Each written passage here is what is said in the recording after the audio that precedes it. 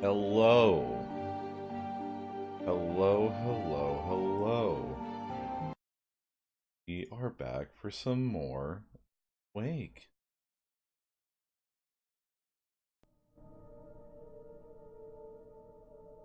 Are you as excited as I am? 'Cause I had a lot of fun with this yesterday.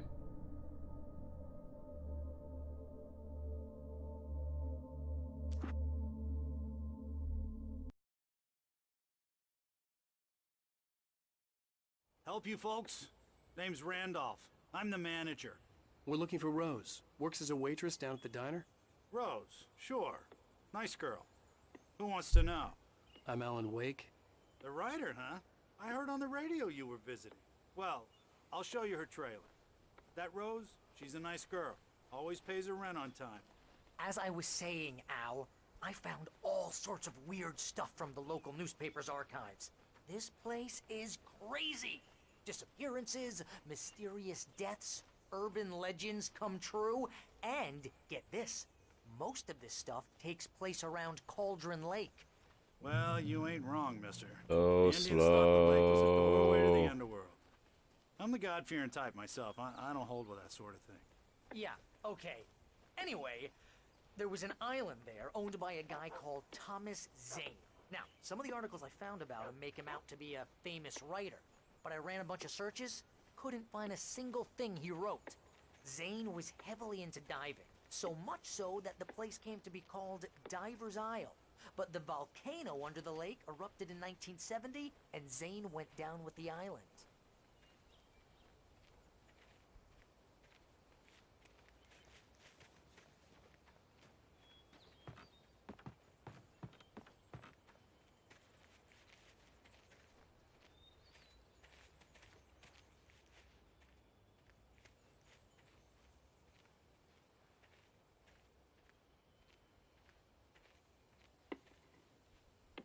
It gets better. A local girl, Barbara Jagger, drowned in Cauldron Lake just a week earlier. They were lovers. Sure, Jagger's a local spook story. The Scratching Hag comes for you in the dark. Childish stuff like that. Anyway, Al, I'm just getting to the best part. All of the articles about this stuff were written by Cynthia Weaver. I asked around, and she's that crazy bag lady you met. What, the lamp lady? She can be a little loopy, but she's not homeless or anything. Yeah, anyway, she knew both Jagger and Zane before they both died. Oh and boy, she had more some kind of birds. a breakdown.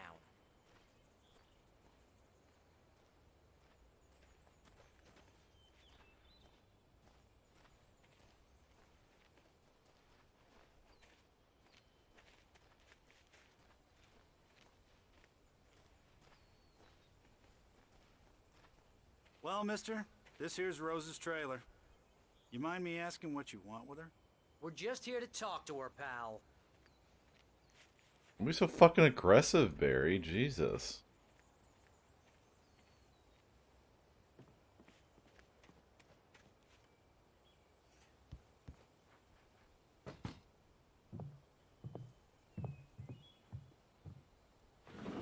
Welcome to... Oh dear, Mr. Wake.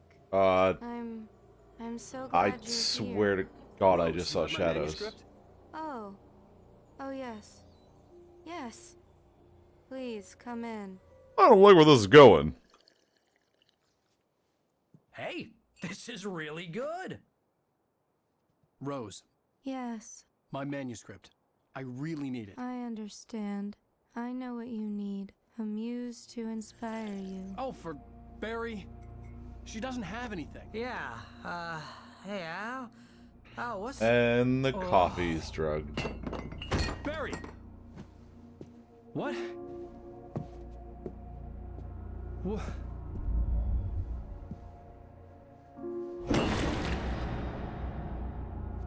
Durable coffee mug, though. Tell you what.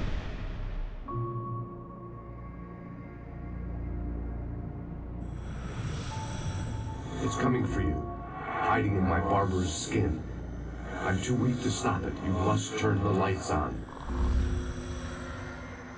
What? Promised I'd come visit you and your lovely wife. You must finish what you started.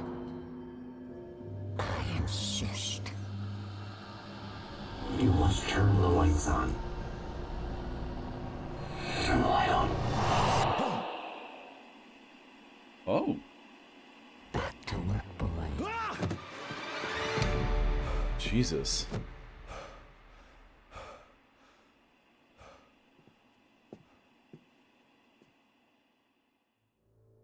I felt nauseous, hungover. Only anger kept me going. I can't tell reality from dream anymore, but it seems I have an imaginary editor to help me. She's an old woman in a funeral dress. I call her Barbara Jagger. She's very strict. I'm writing faster and faster. My manuscript is being heavily revised. The edits are getting very aggressive, and each day there's less of me and more of her. I hate it, but I know she's right. She promises me I can save Alice this way. She knows more of this than I do. About the complex incantation I'm attempting. About this place. She's worked with another writer under similar circumstances, Thomas Zane. The genre of the story seems to be shifting. It's turning into a horror story. I'm getting close. I can feel it. Rose took a day from me. I had less than 12 hours left to meet the kidnapper. All I could do was get Barry into the car, work something out once I got on the road. Barry was out of it. He was way too heavy to carry. You're right. I deserve more money. I'm so handsome. Welcome to the Oh Dear Diner. What can I get you today? Coffee?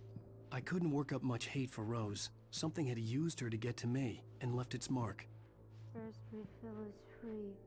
Milk and sugar on the counter there. Would you like to hear today's specials? Thank you. Have a nice day. My gun and flashlight were gone.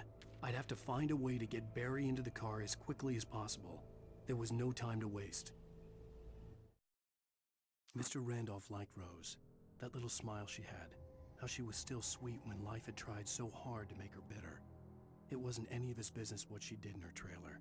But those strangers, the writer and his smart-ass sidekick, looked like trouble. And they'd been in there for hours, way past her normal bedtime. He reached for the phone and called the sheriff's station. Oh boy.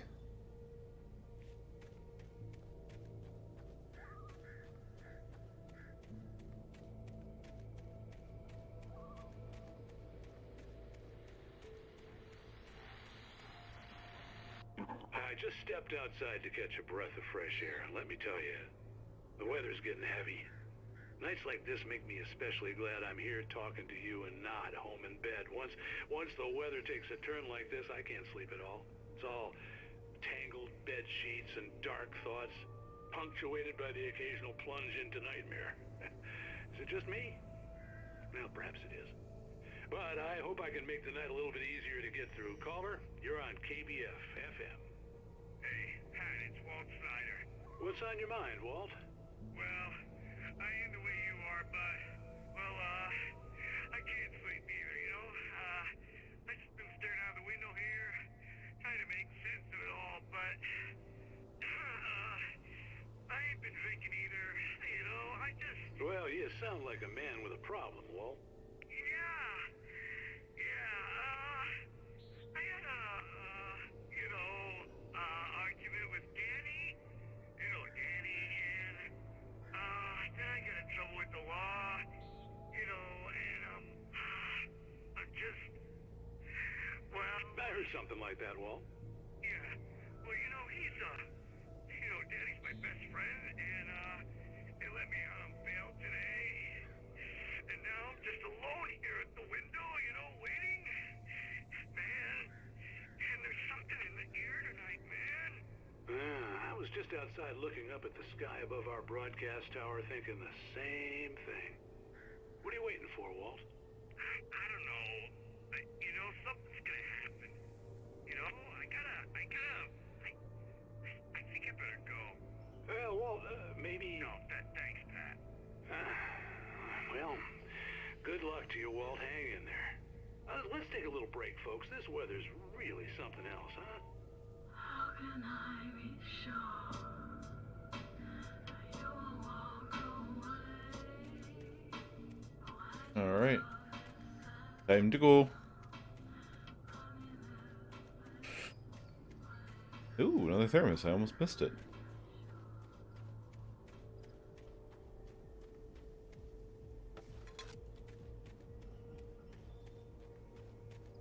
Oh, man.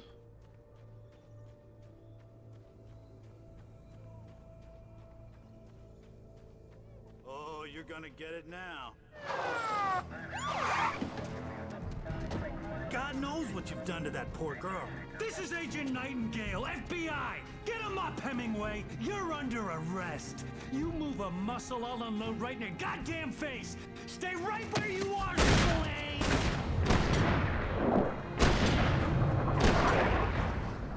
Dodge, mister!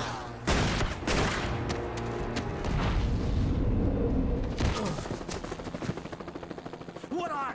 I'm standing right here, you goddamn maniac! So it begins. I hated to leave Barry behind, but there was no way I'd miss my appointment with the kidnapper. Give it up, Mr. Wake. Come on. Make it easier. Get after it. Don't let him get away. Move it, move it, move it! I'll have you shot if you let him get away. I have no gun or flashlight. I am so fucked.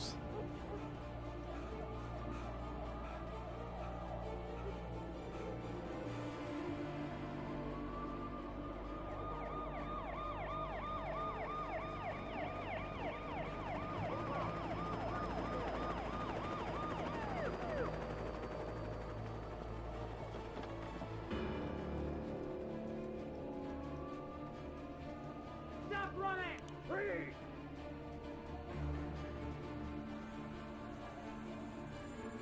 Okay, men. Keep your eyes peeled. He's gonna try to make it through here. Did you see him? Oh, damn.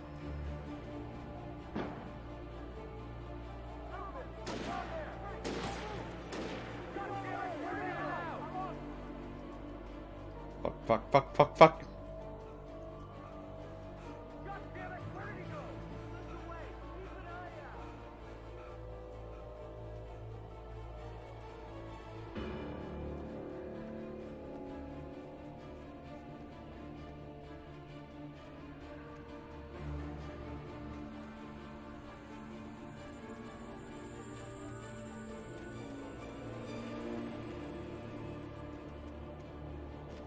Hey, manuscripts. Come on, guys.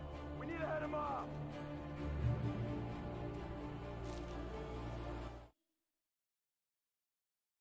For decades, the darkness that wore Barbara Jagger's skin slept fitfully in the dark place that was its home and prison. It was hungry and in pain. It dreamed of its nights of glory when the poet's writing had called it from the depths and given it a brief, terrible taste of power and freedom. The rock stars had stirred it from the deep sleep the poet had sunk it back to in the end.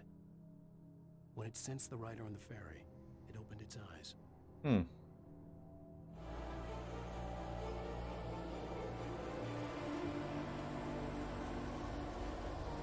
Yep, alright, here we go, into the darkness.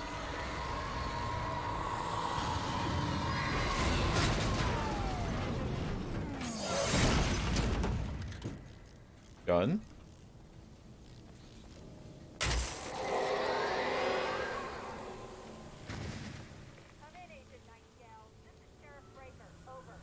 Nightingale, over.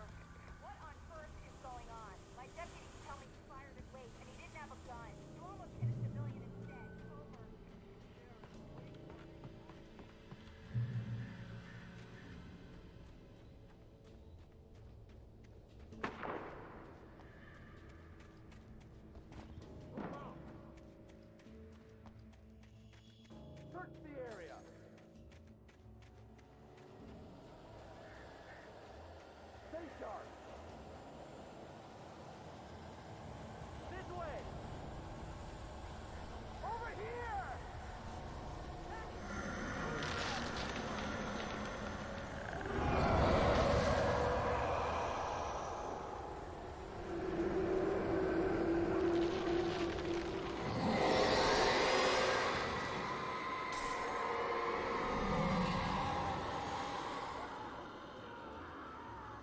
Ooh. Another car. This horror was everywhere I went, circling me. The cops didn't stand a chance. They were after a writer, not a monster. I mean, have you seen this guy? He wears a tweed jacket. Over. He's the guy we're chasing. If it's not him, who then? Bigfoot? Over. I don't know yet, but I'm not in the habit of jumping to conclusions.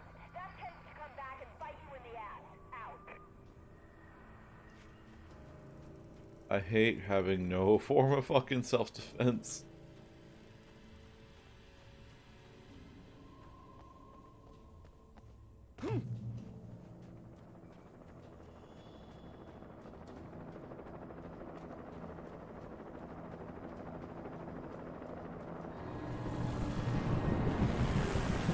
Oh shit.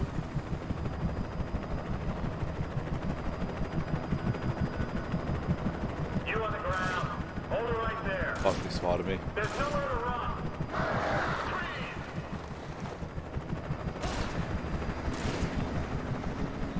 Fuck, fuck, fuck, fuck, fuck, fuck.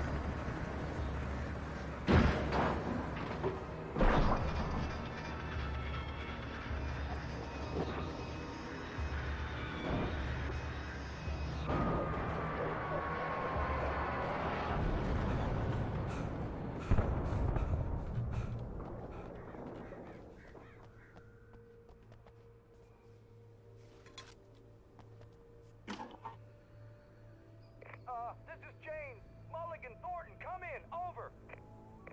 Thornton here. James, we got both Wheeler and Rose in custody. They didn't put up a fight or anything. But anyway, hey, what you... Come on. Sit down and give me that. James, Mulligan here. Over.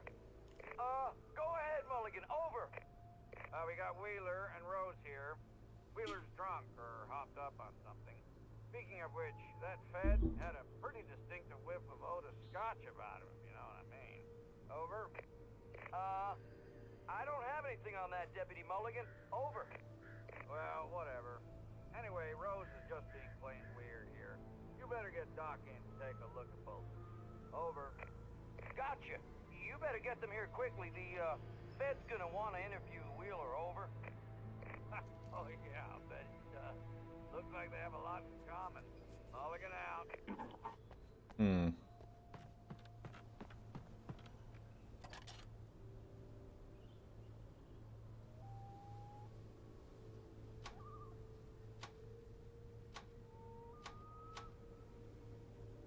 That where I have to go?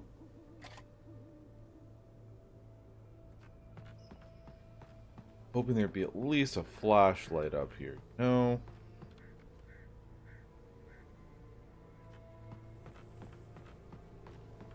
But no. Okay, well. Well.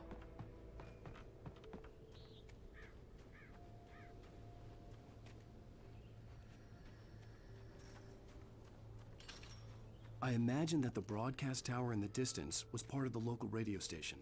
Maine seemed like a decent guy. Perhaps he could give me directions to the coal mine.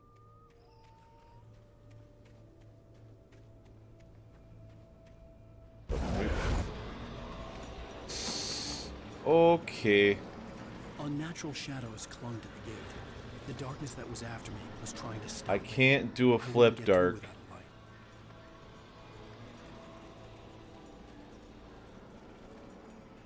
I can do this. Do one of these for you. There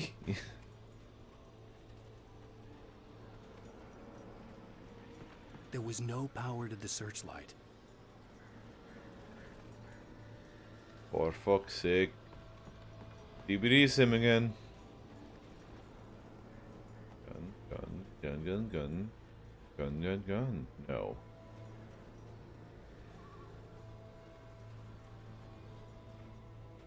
There we go.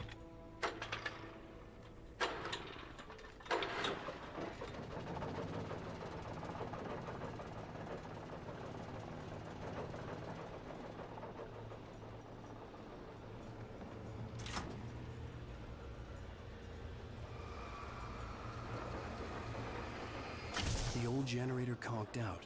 I'd have to see if I could fix it and try again.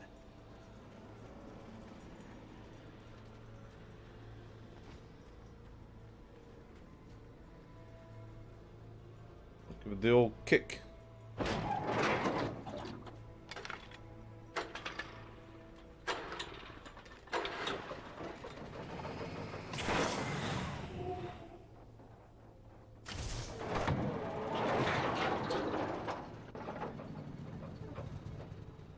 All right.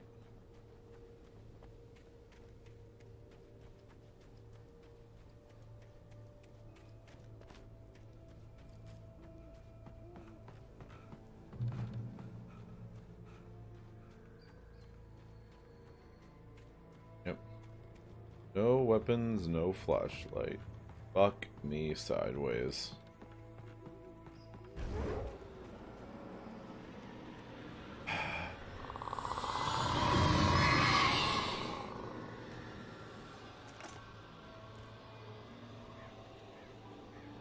Well, flashlight at least.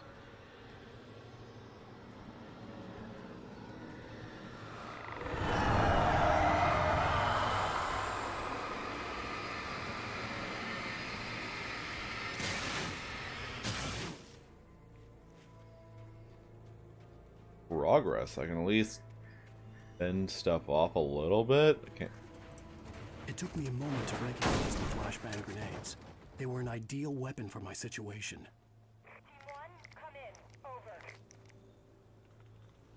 Alright, flashbangs.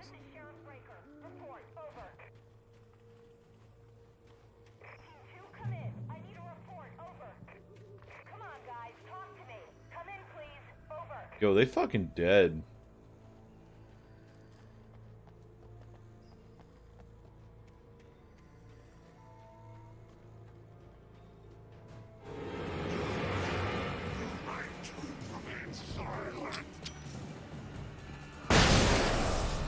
Oh, yeah, that's nice. Use that Energizer brand flashlight to kill the darkness.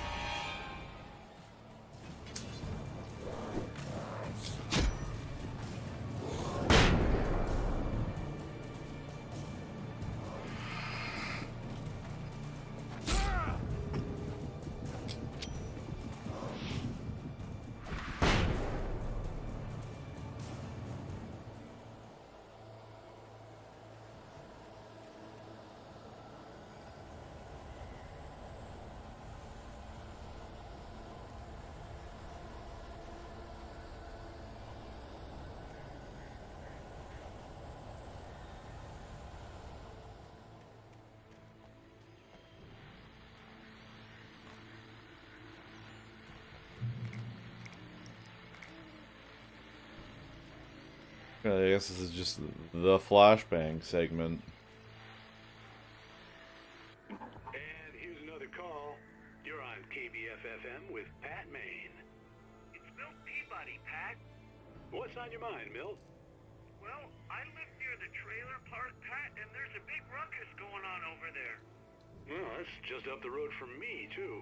What's going on, do you know? I don't know, but there's a bunch of police cars there, lots of sirens, a helicopter buzzing around, and I think I heard some gunshots. Gunshots? Yes, sir, like from a pistol. So can you find out Like from a pistol. Because it's just next door and they're popping off guns there. They're still shooting? No, it was maybe 10, 15 minutes ago. It sounds serious, Pat. I'm telling you, it don't sound like no party. Oh, don't sound like no party, or don't you know? Call, Milt. Okay. You'll hear it here as soon as I hear from them. Okay, thanks.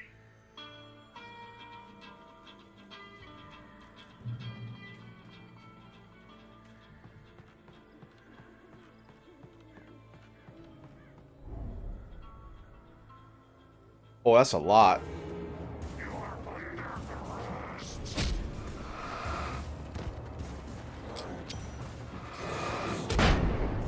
Oh!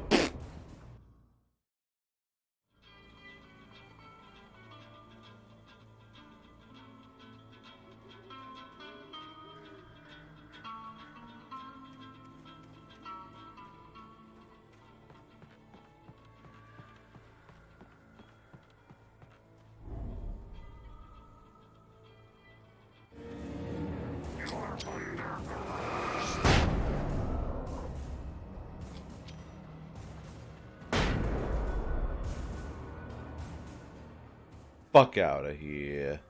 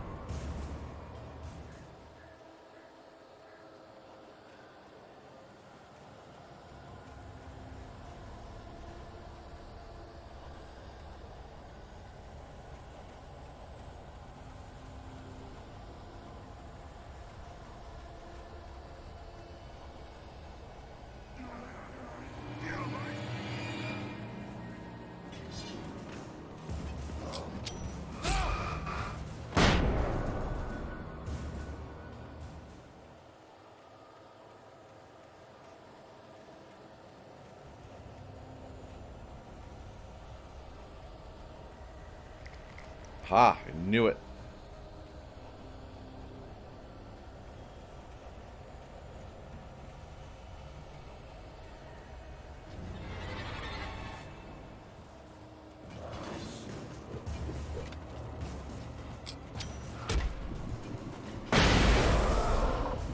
No.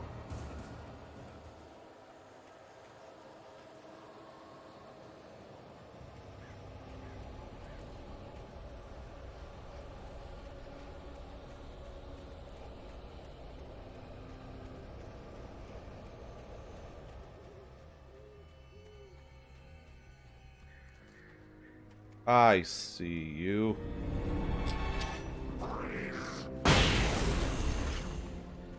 No, you.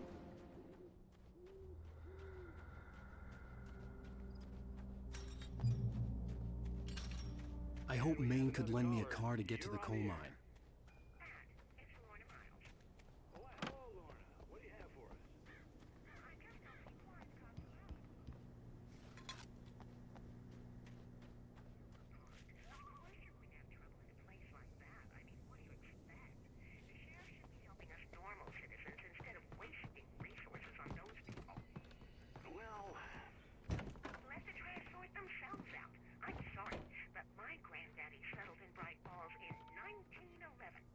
Well, thank you very much for that compassionate viewpoint, Lorna.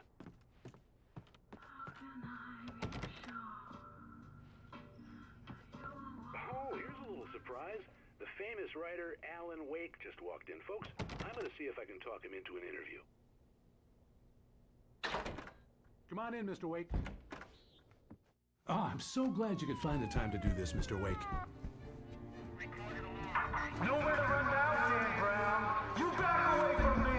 Don't hurt. Whoa. Everyone calm down. Put the gun down. We're all friends here, right? Cool your jets, Nightingale. We got him. What the hell's the matter with you? There's a civilian in there. This guy's fucking crazy. Hardcore! God damn!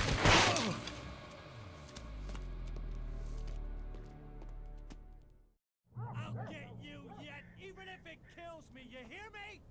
You hear me, H.P. Lovecraft? I had fallen off so many cliffs it was ridiculous. That's what you get for naming a book The Sudden Stop.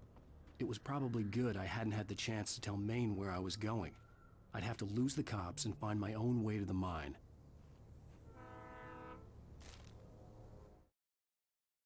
Nightingale stared through the broken studio window into the dark woods. He turned around, started to walk out, but Maine grabbed his arm. "Young man, you almost shot me. You don't shoot off rounds at people like that. What's the matter with you?" Nightingale shook his arm free, marched out. His cheeks burned with rage and humiliation.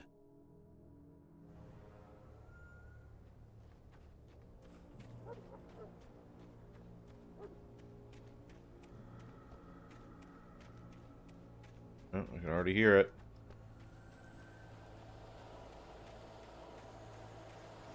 Yep.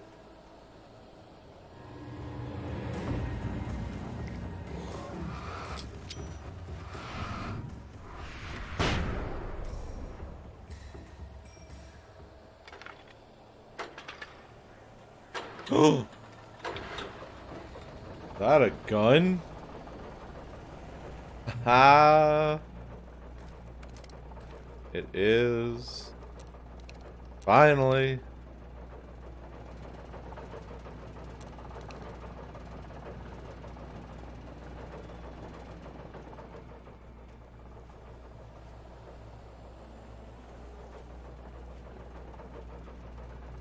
Oh, I feel safe again.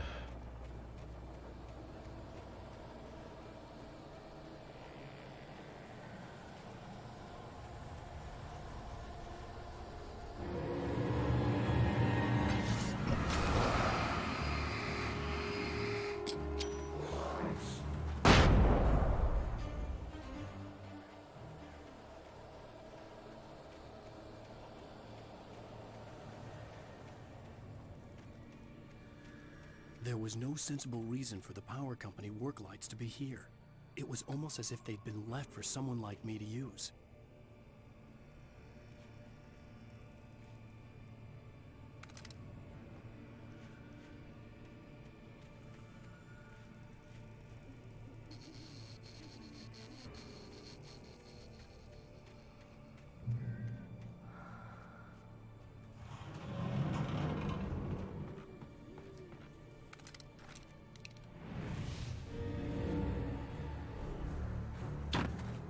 You don't say.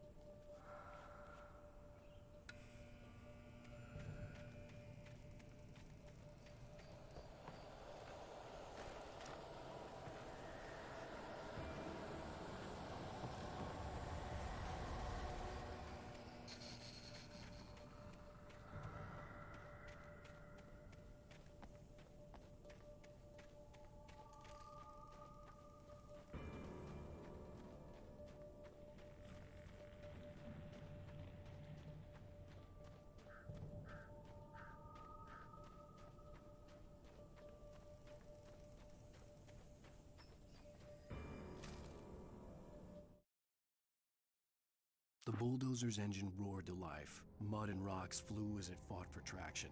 It crashed through the concrete wall and landed heavily in the yard. Oh boy. If it were an animal, it would have shaken its head after the impact, fixed its eyes on me, and charged. Of course, it had no head, nor eyes. Shadows crawled on its form, twisting it into a monster. Then, it came for me. Shit.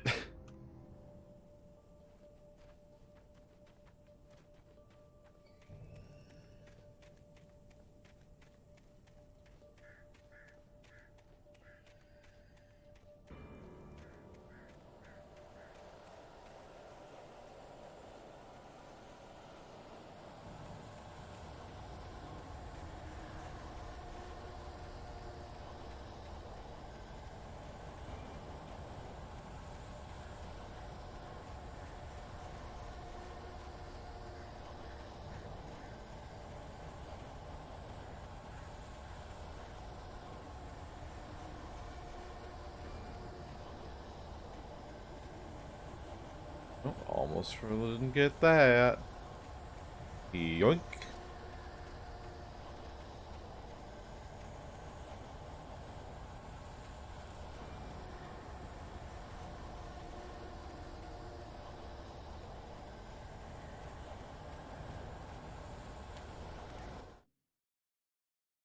Sarah trusted her gut, and her gut said Agent Nightingale was an asshole.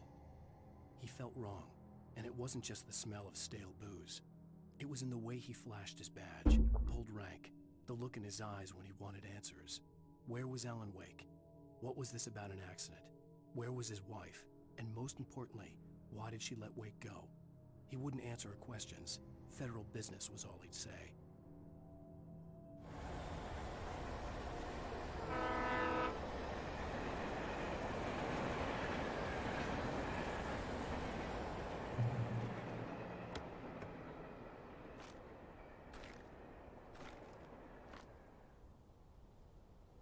Nice little load up.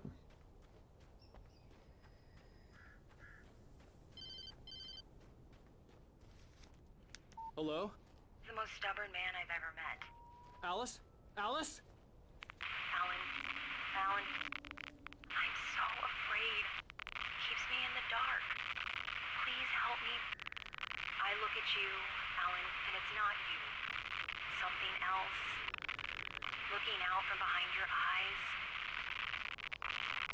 Oh Alice, boy. I'm here. I'm so alone here. It's all gonna go to hell. You need to be careful. Cooperate. The connection had been terrible, but that wasn't the only thing that hadn't been right with the call. She sounded wrong somehow, but she had called me.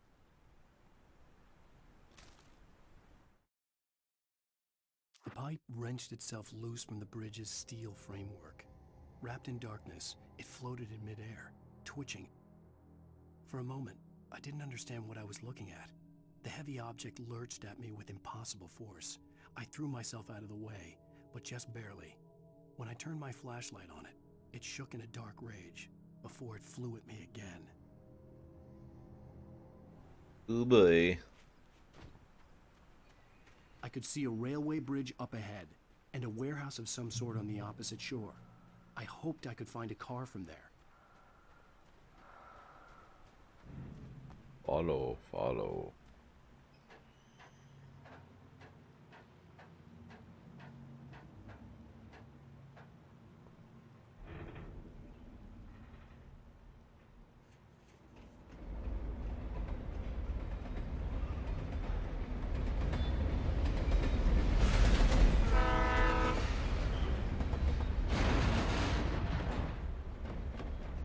Rude.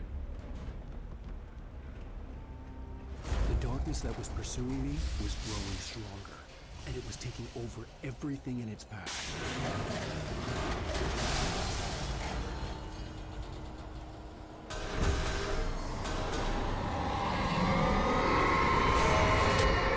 Ow.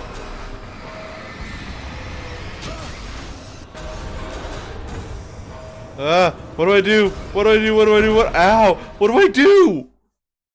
Some sort on the opposite shore. I hoped I could find a car from there.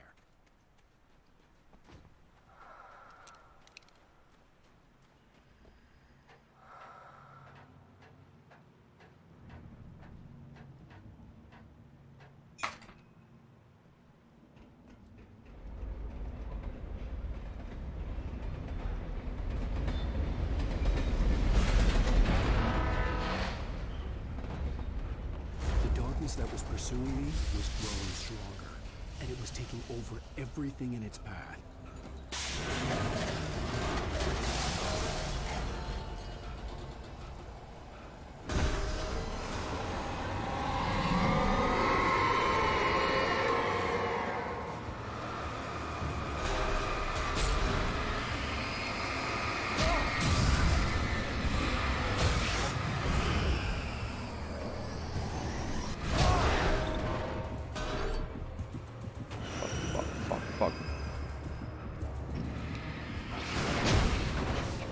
Oh my god. Some sort on the opposite shore.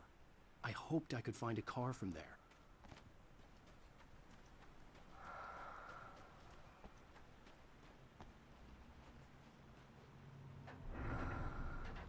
Yo, this bitch tough. It's fighting a whole damn bridge. Not great. Not great.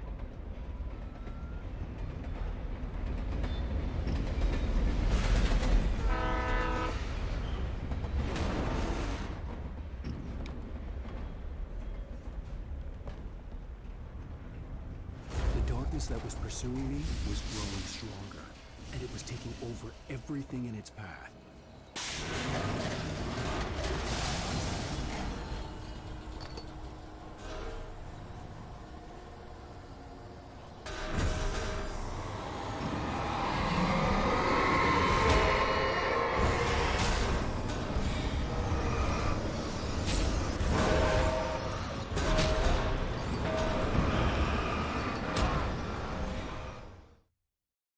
Sort on the opposite shore.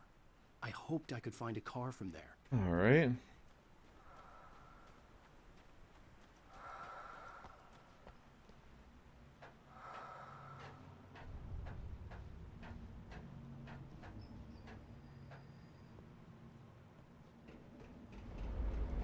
Really wish I had been able to hold on to one flashbang. That would have made this a piece of cake.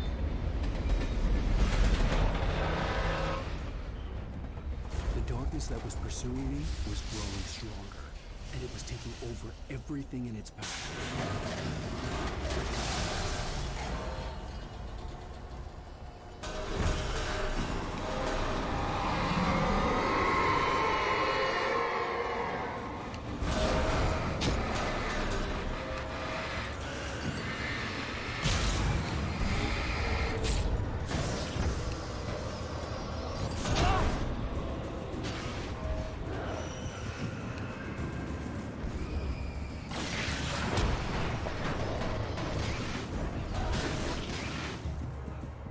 Go, go, go, go, go, go.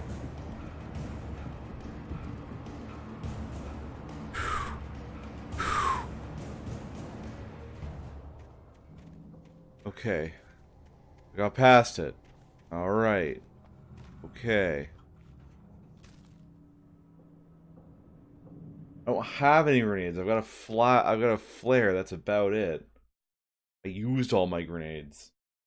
I slammed the door shut right in his smug face.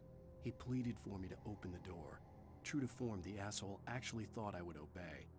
I had no sympathy left, no guilt either, not for him. I took a moment to savor the scream.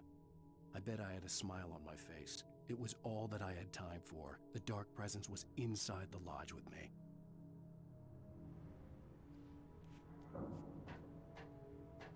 As a teenager, just starting to get interested in writing, Stephen King had been a source of inspiration to me. I thought about all the inanimate objects that had come to life in his books. No one is safe in a good horror story. Certainly Heavy not the protagonist. duty That's what makes them flashlight, you fun. say? This was anything but. The darkness could possess anything, and it was getting closer.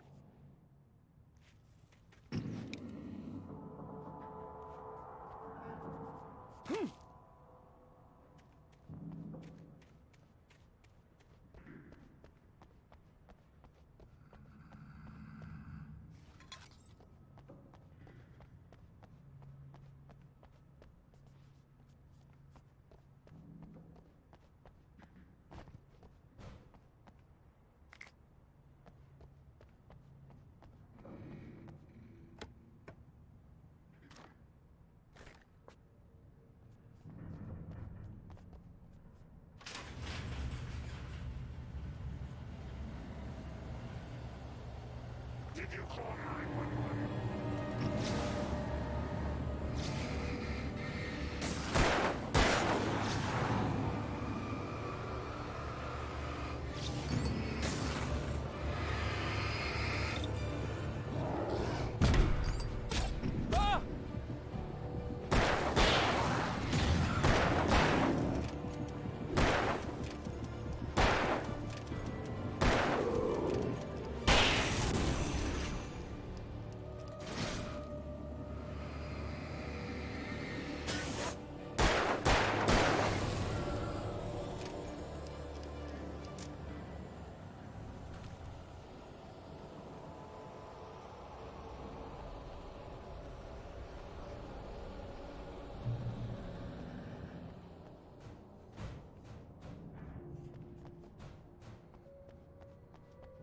Oh boy.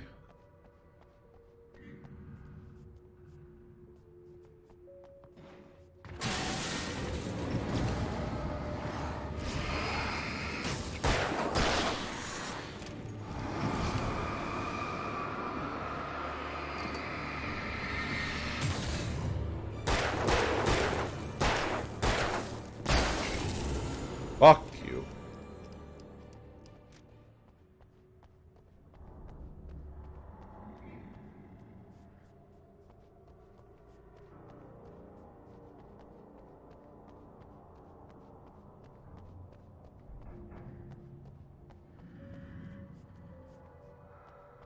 Light, you can hurt them. Yeah, thank you, I know.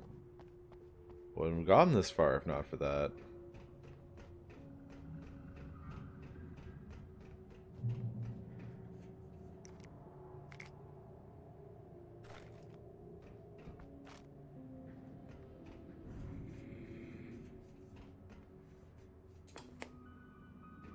We take the facts of our existence for granted, unaware that they are merely a thin veneer of desperate self-delusion. Thin veneer. A cosmos of madness and horror. All too often, the stars are right. In Night Springs. Tonight's episode, a family occasion. Journalist Alvin Durleth's trip to study the local customs of an insular community in Night Springs has been less than successful. Until tonight. Well, I'm glad you changed your minds about this. Ancient customs, local mythology. My editor loves this kind of stuff. Well, Mr. Durleth, we don't want to feel like we're on exhibition, but you have demonstrated the seriousness of your intent. Oh, I am serious. Really, just do your thing. I'll stay out of your way and observe. Actually, I thought you could assist us. I'm afraid we are a man short. It would provide you with an intimate perspective. Could I really? Of course, Mr. Durleth. Well, I guess that's the least What would I have to do? Oh, here. Let me show you with a kiss.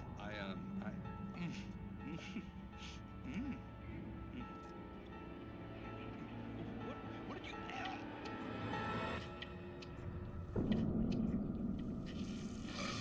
Oh, Mr. Durleth, you have well pleased Nixie Perka, the dweller in flesh. Your body shall host his thousand young, and all shall be glorious. Oh. Shh, darling, be calm. Shh. Alvin Durleth learned a harsh lesson. If you go looking for mythology, it may come looking for you. And such quests always bear fruit. Night Springs. Well then.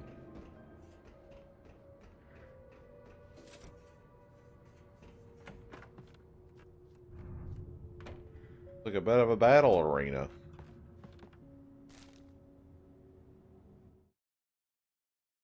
The darkness surged towards me, sucking everything loose from the ground into its depths, tugging at my clothes.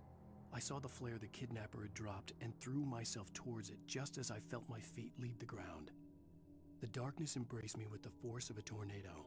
Somehow I managed to light the flare. The darkness roared and cast me away. I fell toward the dark waters of the lake far below. Oh boy. What? Oh.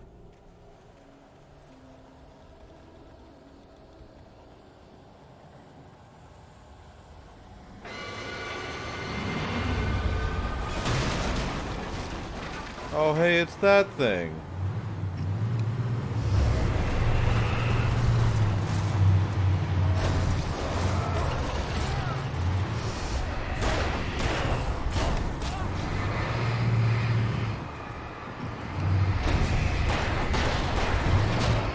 Oh, fuck. Your D&D has devolved into Taco Burrito spell puns?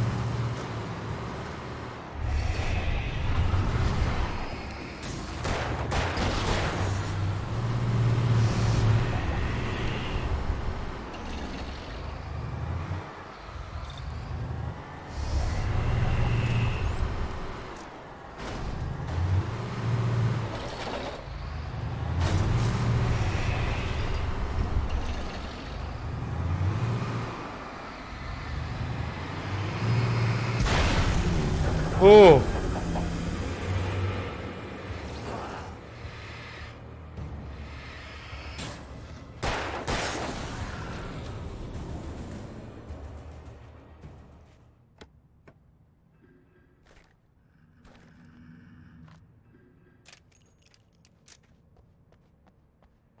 Well, that was mildly terrifying.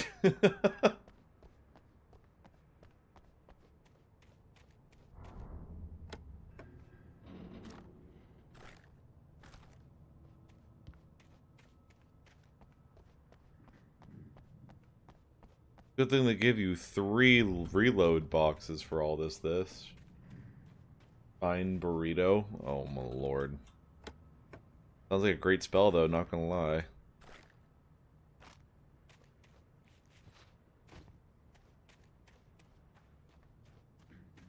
I would hella cast Find Burrito like every day.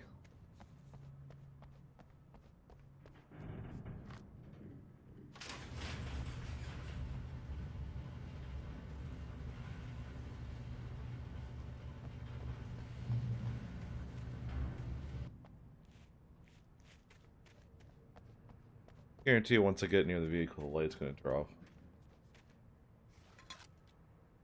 Aged tortilla, a special tortilla that can hold up to 10 tons of meat, cheese, and other toppings.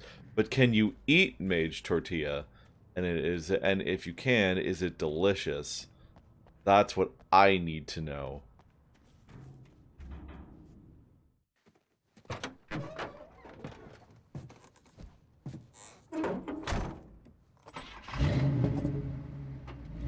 I had never been this glad to see the sunrise. I had a couple of hours to get to the coal mine.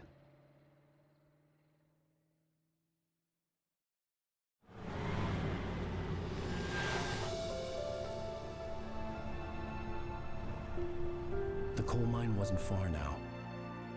At least I didn't have to drive again. Blessed be.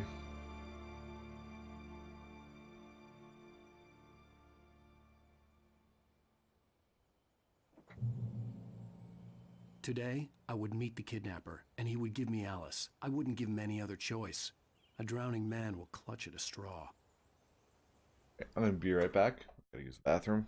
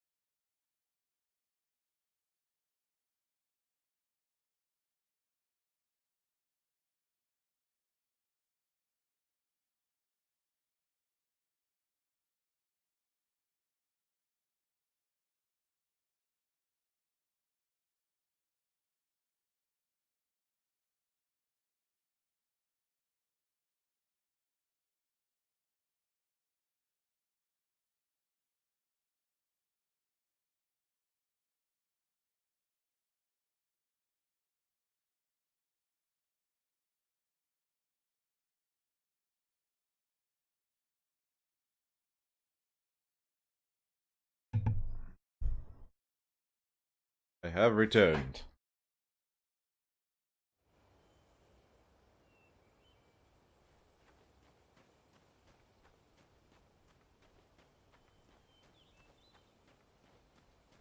Oh man, I don't have to. They just gave me that high-powered flashlight. That's mean.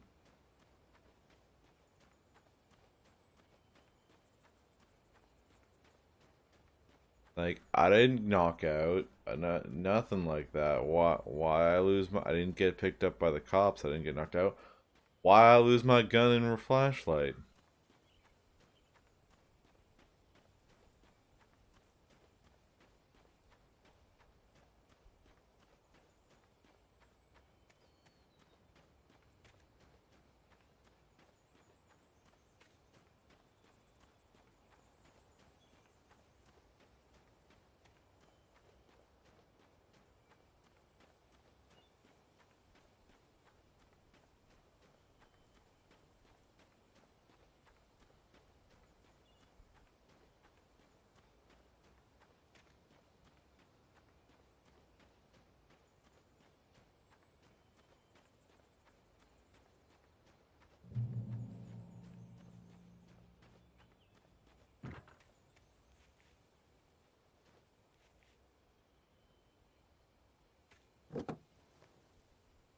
This is what's happening.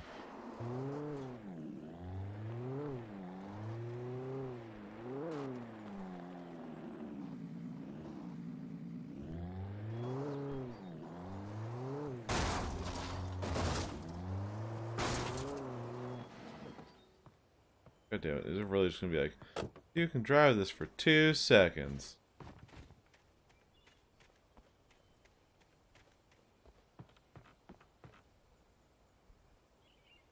Literally what they did, that's so mean.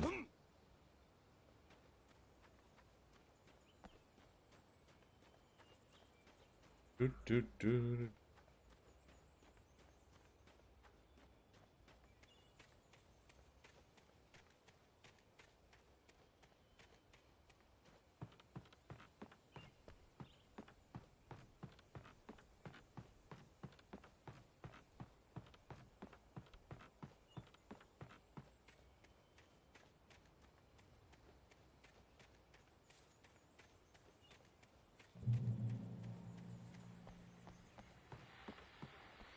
Radio. This is Pat Main, and you're listening to KBF FM. Folks, I want to apologize for kind of abandoning you to that looping music track last night, but I was detained. You see, I encountered a big shot G-man with an itchy trigger finger who could use a lesson in manners and a boot in the ass. Not necessarily in that order either. Now, folks, I know I'm not being very informative here, and I apologize for that. I really should just keep quiet, but I'm just so peeved right now, because some people just shouldn't be carrying badges.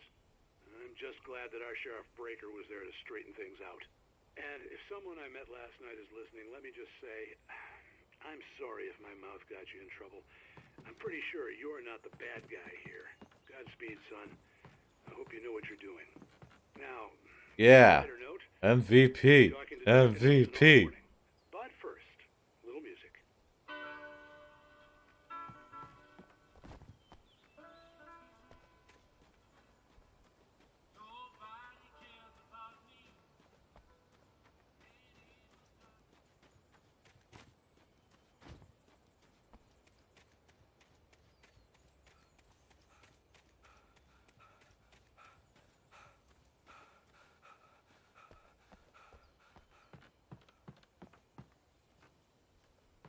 Wait, there was a car there. I was supposed to take the car.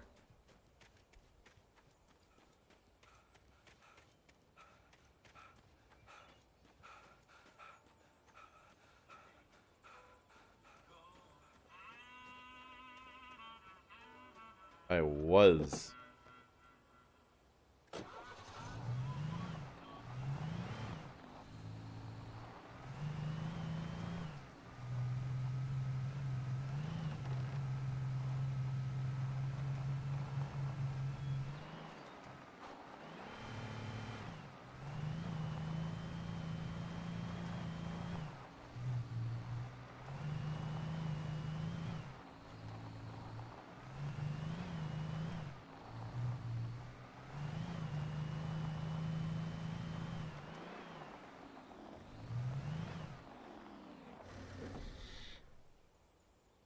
See what's up there.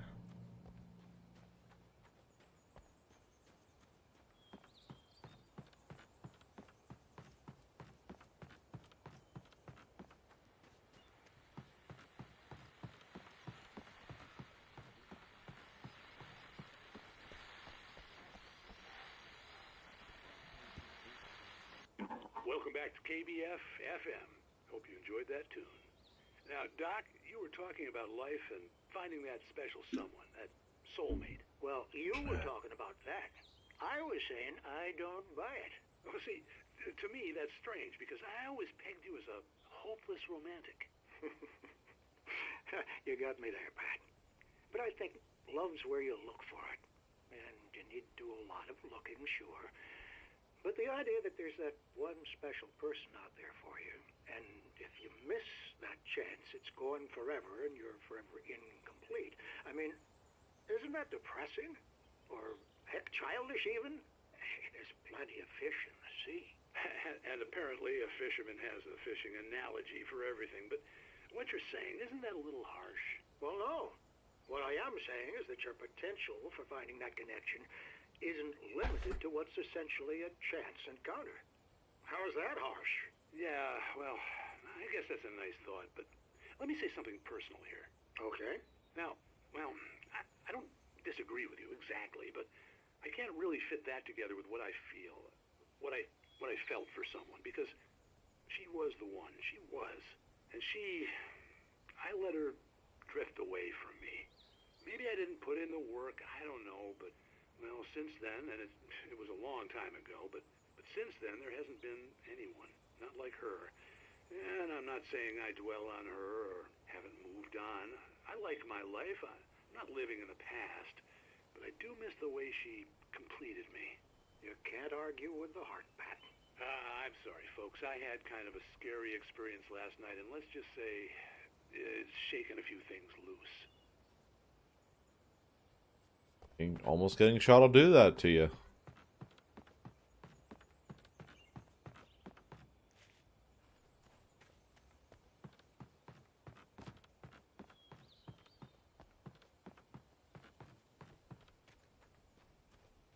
Nope, no pooping, no pooping.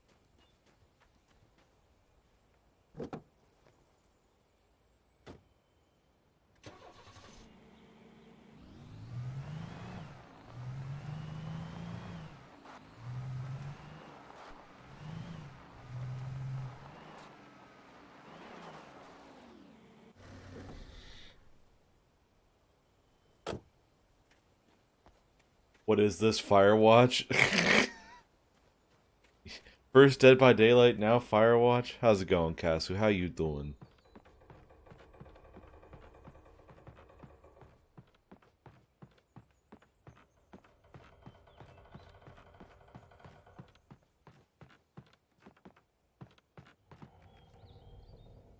Oh, hi, gorgeous friendo of mine.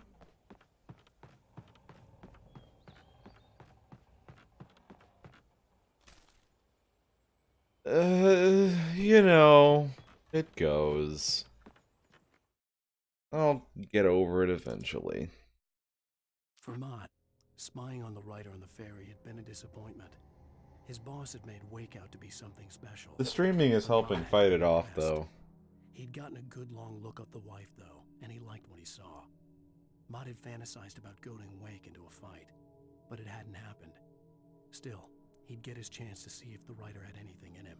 He'd been promised as much. I mean, I'm hella down to chill. I think I'm doing like a TwitchCon wrap-up thing with a couple of friends on tomorrow night, but whenever that's over or on the weekend, I'm hella down to chill.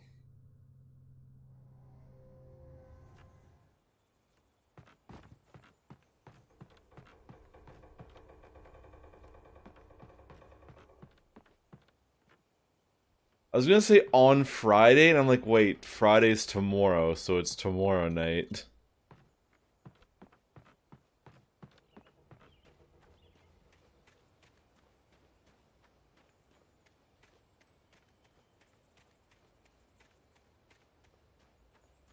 Oh man, I've been there so many times. Wait, didn't I? Wait, okay, there's my vehicle. I mean, I have been there many times where just like all of a sudden all the days of the week just kind of blurred together. It's like, wait, what day is it? Especially like my schedule is pretty set, and I have plans with TK on Saturday, but down chill times next week. Okay. Alright, sounds good. But, yeah, I know, like, because, like, I have certain coworkers on certain days, so when the schedule shakes up and I have different coworkers, it's all of a sudden like, what day is it? Streaming coffee? Streaming chilies? Yeah, you know what? I'm down for streaming chilies. Streaming chilies sounds pretty freaking good. I like that. I was early. I was supposed to meet the kidnapper at noon in the main building. The coal mine was quiet. It was a museum now.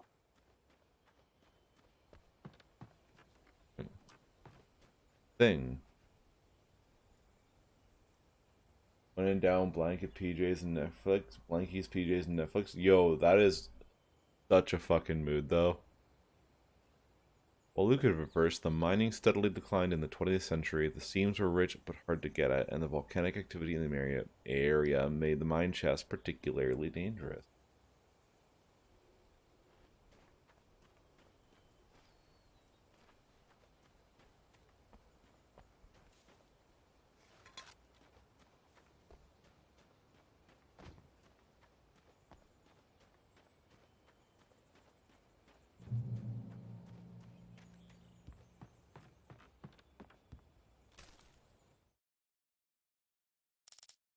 With Nightingale gone and the night wind blowing in through the broken studio window, Maine stared at Sarah. The sheriff looked away. Maine's voice shook with barely controlled anger. That boy's doing more drinking than thinking. I hope you know what you're doing, Sarah. He's got a sickness in his eyes. You take my word for it. He wants Wake for a reason, and it's not for anything good.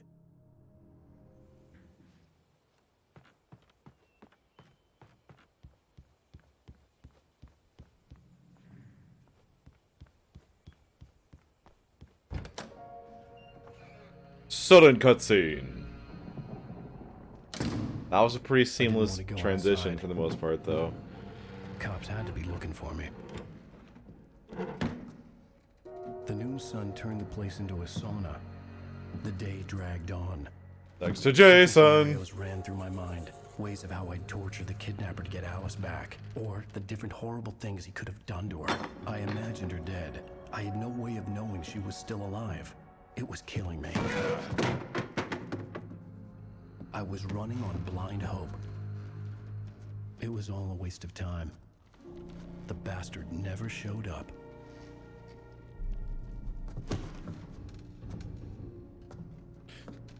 Wow, Heavy Rain looks different. I know, right? Wake, where the hell are you? Change of plans. You know where Mirror Peak is? It's a big mountain north of where you are. You follow the path from the mine, you can't miss it. There's a lookout point there. I'll be waiting. I'm through being jerked around by You you. want to see your wife alive? Because if you do, you better watch what you say to me. Do we understand each other? This guy's a Wanted to dick. look at Alice. Yeah, and I want the manuscript. Don't keep me waiting, Wake. Hello? Hello? What a cuck indeed. I'm gonna kill him. Oh, good. It didn't take any of my stuff this time. Oh, great. That's a lot. Whoa!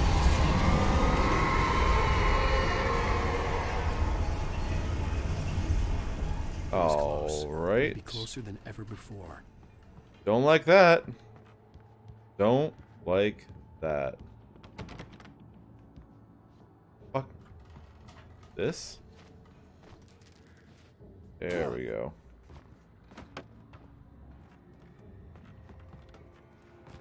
Time for steps. More like time for shoot. I got a shotgun with 17 rounds and his fucking name on it. There. Pull up on battery. Thermos.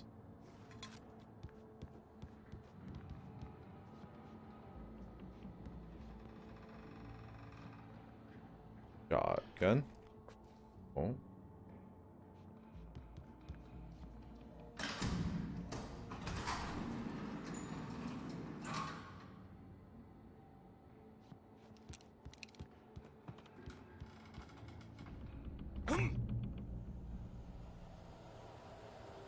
These drops aren't that heavy, my dude.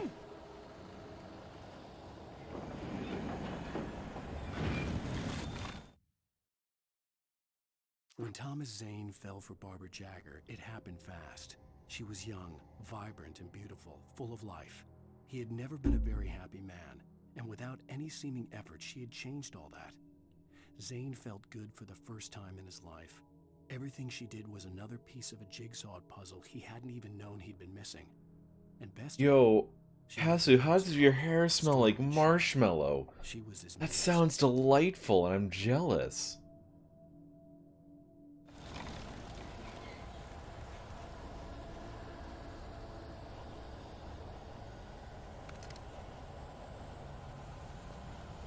Oh, that's not a good sign.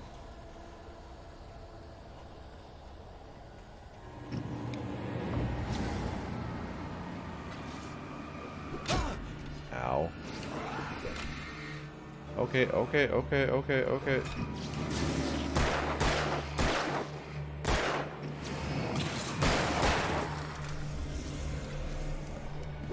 Ow.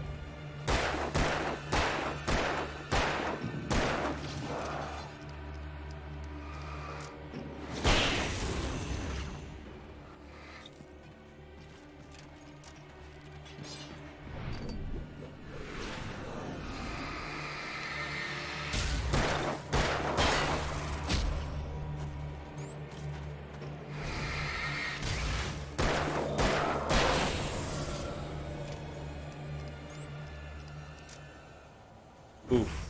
Big mood. Big fucking mood.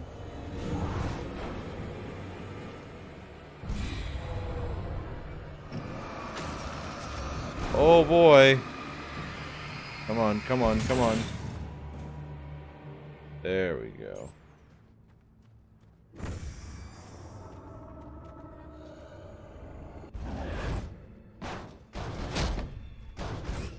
Wait.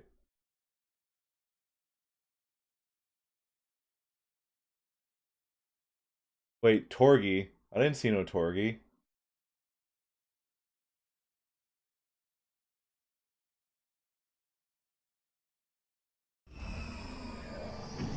Oh. Ow!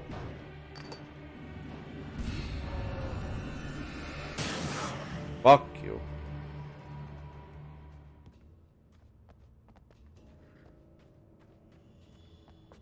Oh, yeah, that's true. That's true. We got huntresses all up in this bitch.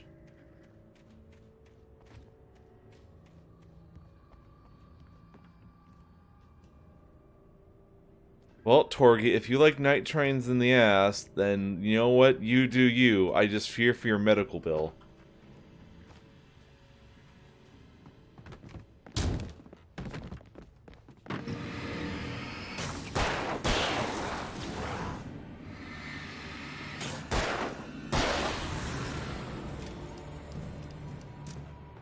Joke's on you, your doctor's sexist as fuck.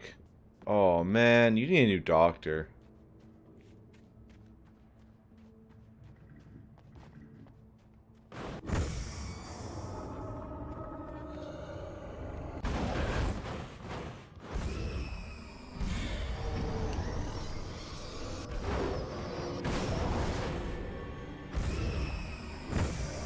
Nope, nope, nope, nope.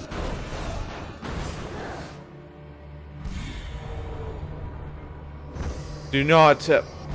Son of a bitch.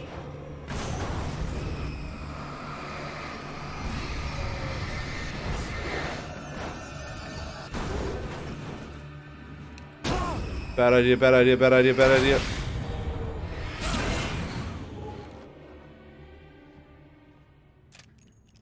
That was such a bad idea. That's fair. It's unfortunate that that's a thing, but it shouldn't be that hard to find a good doctor who's not just like, it's your period, we'll put you on some birth control. Oh, what the fuck was that? Oh, oh no, oh no, what the fuck? The only way to reach the hillside ahead was to go through the building. I had to find a way to avoid electrocution. Bang, nope.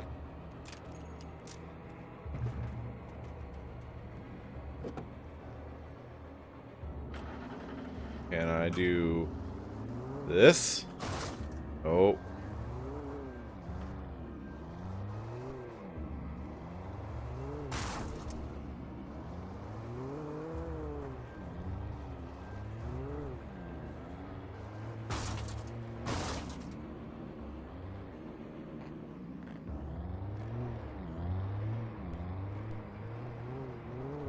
Well, in the 1920s, it was just, what was it, like, load up a tampon with some really hallucinogenic drugs and just right up there. Charge!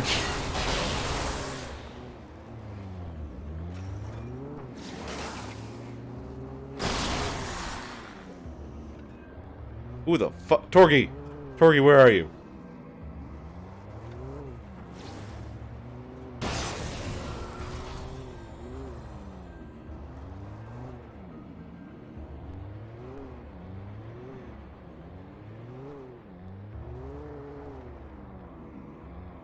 That's what it was. Opioids. That's the thing that I read.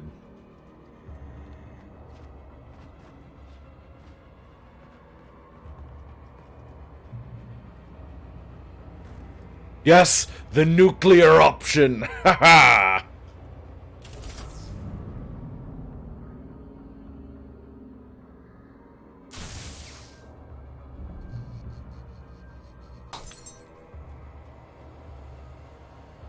Go get, gotta get those poppy seed dreams for the period crazies. I mean, you're a woman, you're just naturally crazy. Isn't that how nature works?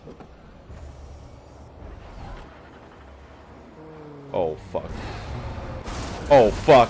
It's throwing whole-ass train cars at me. Shit!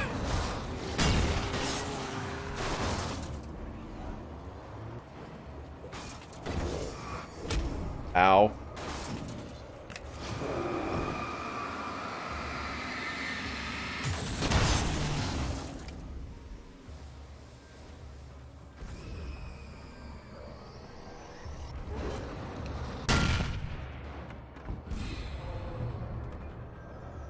Oh.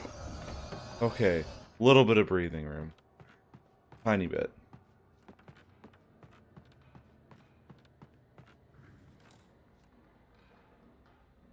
That's it. That's exactly it. It just goes. Oh, fuck.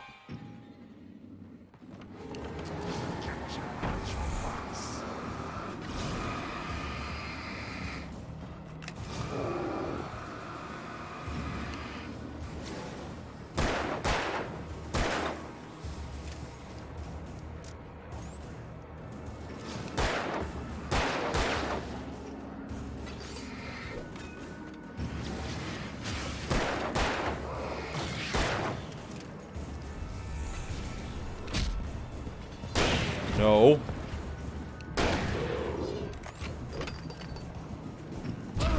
Ow.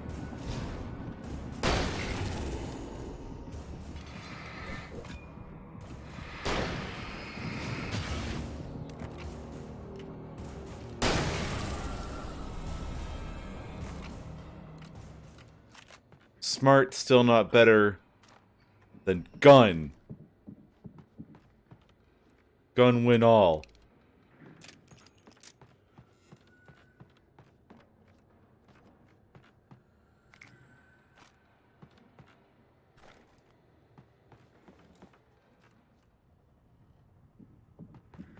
Hello?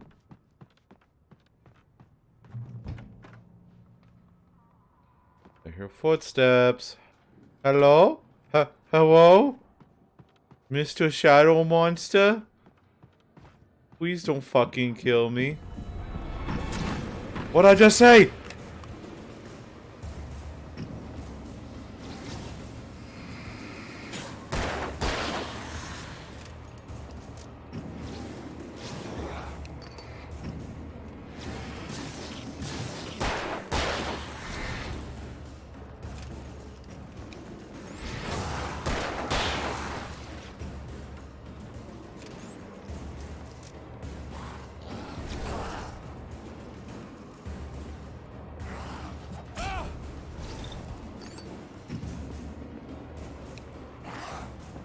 What the fuck? Why is it? Oh, because you already broke the thing. Mr. Shadow Monster, please no murder. Oh, fuck.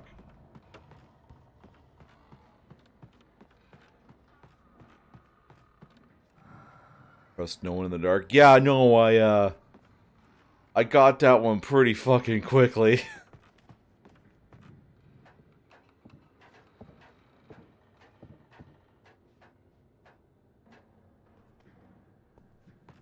Hey, a thermos. Yeah, this game is pretty quick to tell you to not trust anyone in the fucking dark.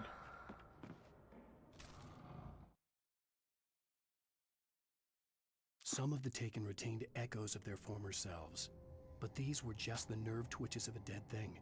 Nothing remained but a shell covered and filled with darkness. In most Filled cases, with dark these chocolate? puppets were enough for Maybe? the purposes of the dark presence. But for anything more elaborate, as with the writer, it was different. It needed his mind. And so rather than taking him over completely, it merely touched him. The darkness touched him just a little bit.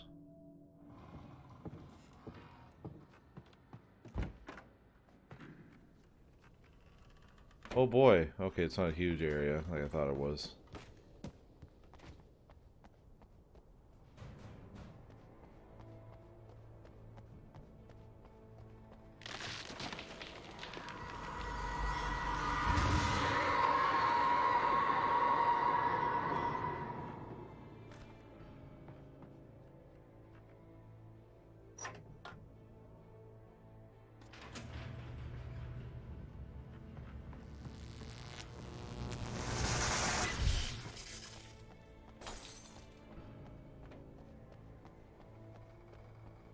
Oh boy, There more was no way the flashbangs. flashbang grenades were standard power company equipment.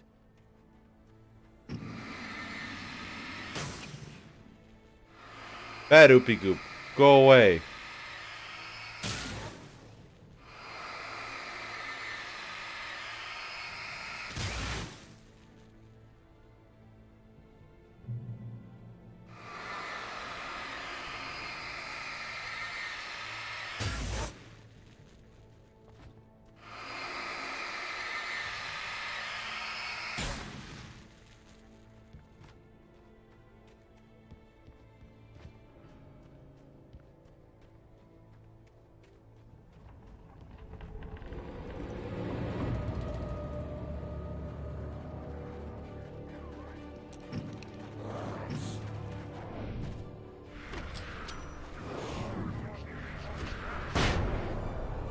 Goodbye.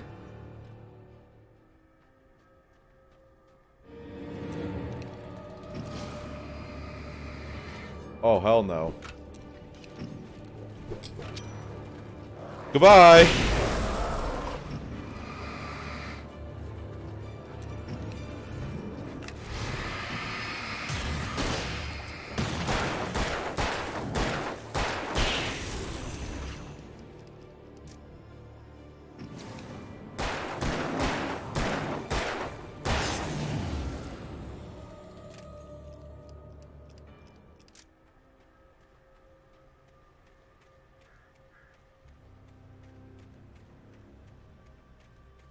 Hey, manuscript. All right.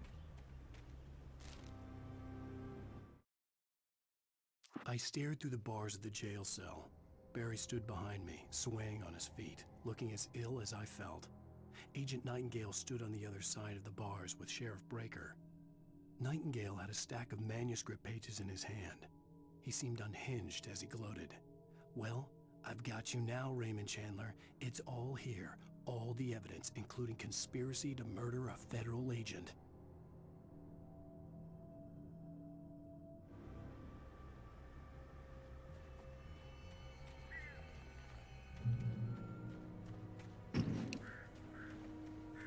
Oh boy, birds. That can't possibly be a bad sign.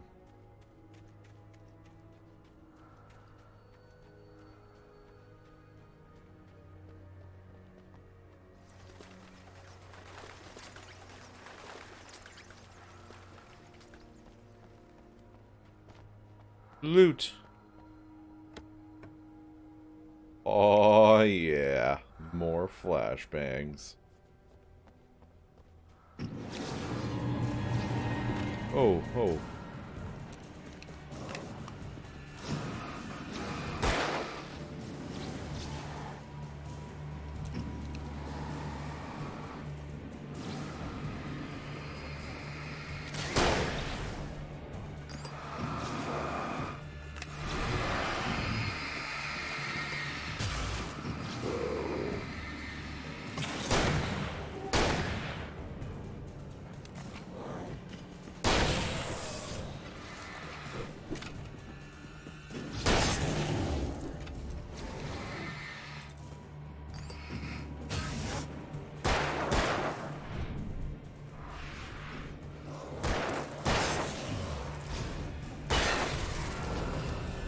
Aw.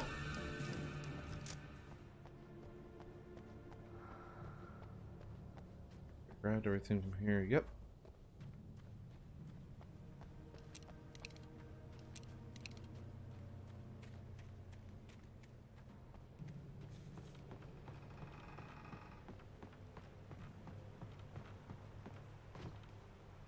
Whoop, whoop, whoop, whoop, whoop, whoop.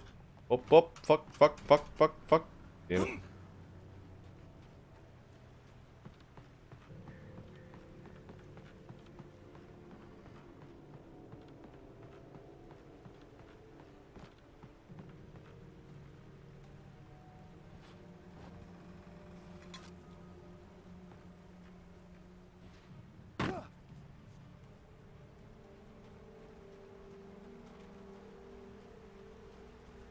Fair bit of loot.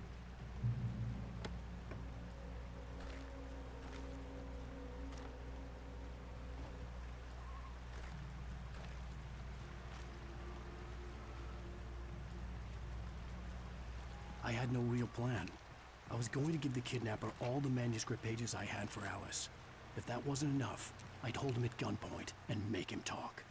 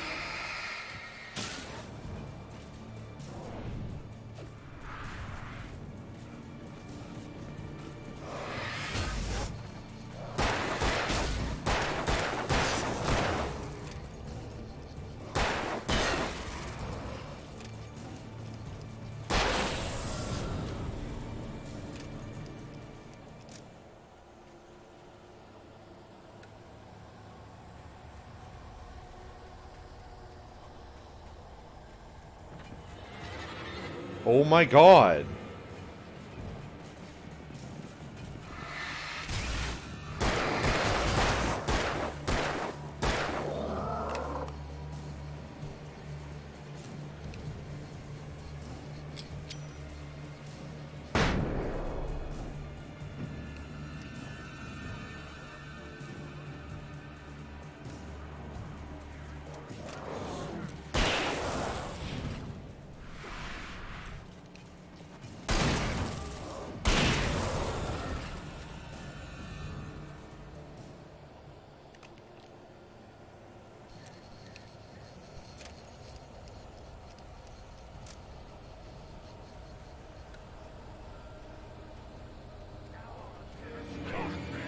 Are you fucking kidding me?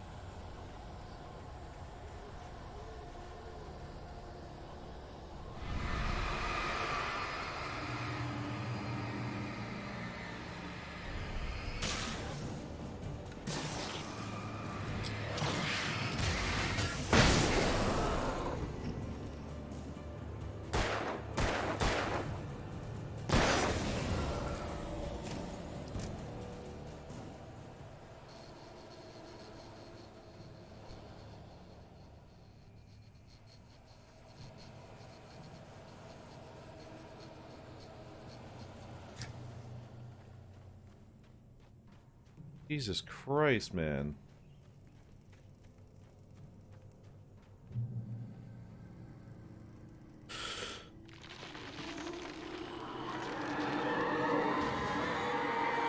Oh boy.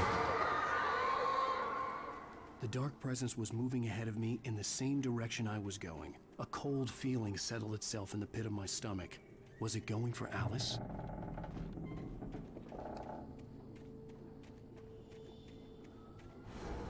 The graveyard shift may cause cancer.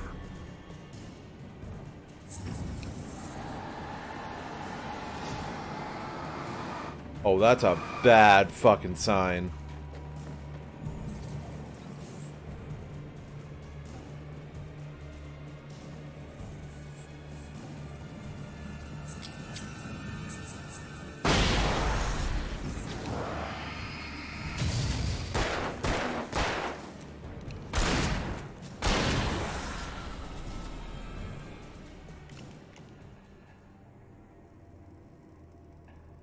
What did I just get? Ah, defeat 50 taken with a flashbang. Yeah, it certainly fucking does sound like a party, but it's a party where I got no more revolver ammo, so I gotta rely on the shotgun. I don't like burning through shotgun ammo very much.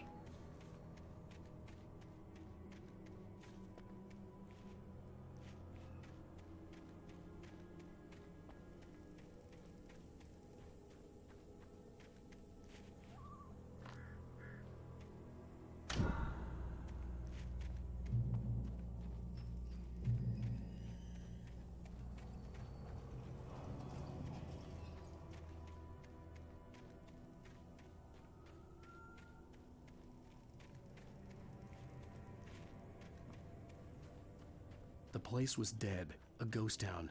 Had been for decades, maybe a century.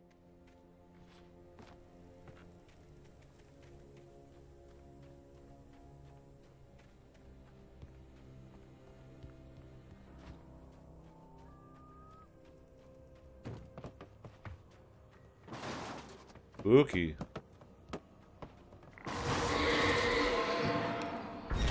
Oh boy. Oh, no, no, no, no! Ow!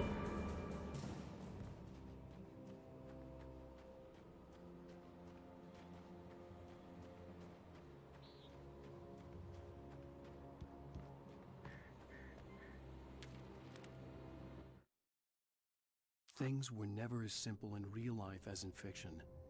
I had lost count of the times I had wished there'd be a clear reason for my writer's block. Something to fight, something to lash out on. There wasn't. I was filled with doubt. I was nothing like the hero in my books. Alex Casey had gone through his life with single-minded determination, never wavering from his goal. Even now, I was angry at myself, angry at Alice, angry at Barry. I was fumbling and I had no plan. Yeah, you were.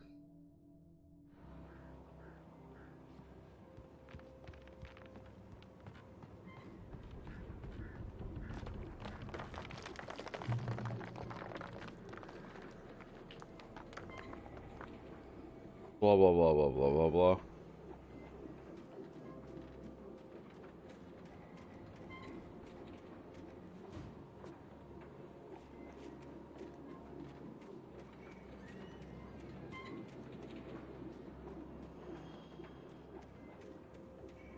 Oh yes, look at this pristine pack of batteries.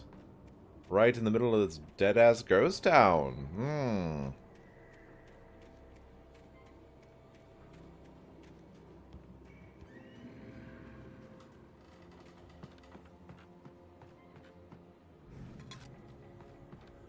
Yeah, battery's great. Where's my revolver ammo?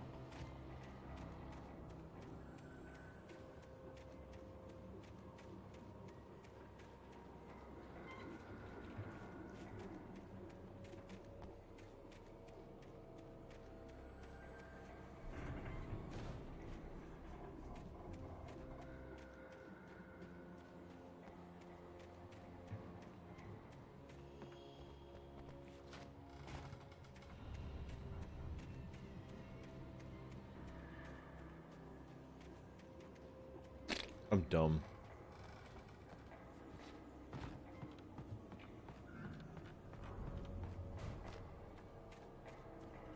I have a feeling that with lack of ammo and all these extra batteries, it's gonna be a possessed object type fight, not so much a taken person fight.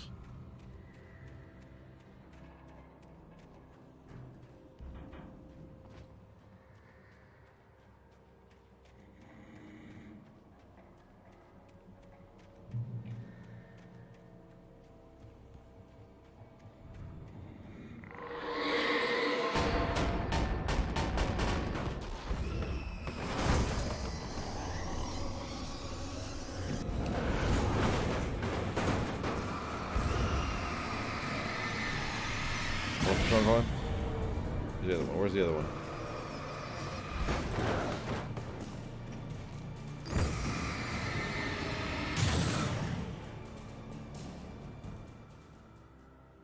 Okay.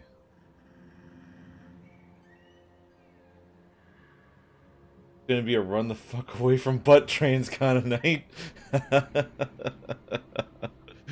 The sad thing is you are. Oh boy. Oh boy.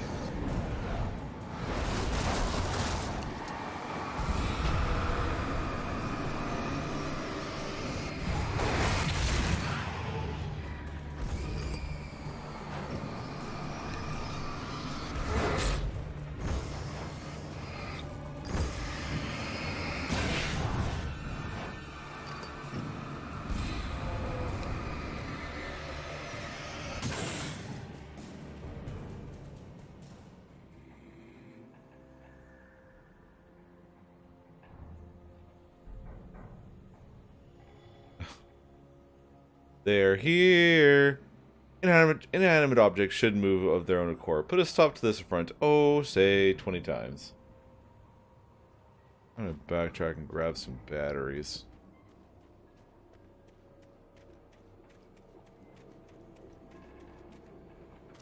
Because now I got the spare inventory space for him. What a coincidence. Look, Cass, if you want trains ridden on your butt, that's on you. I ain't here to king shame.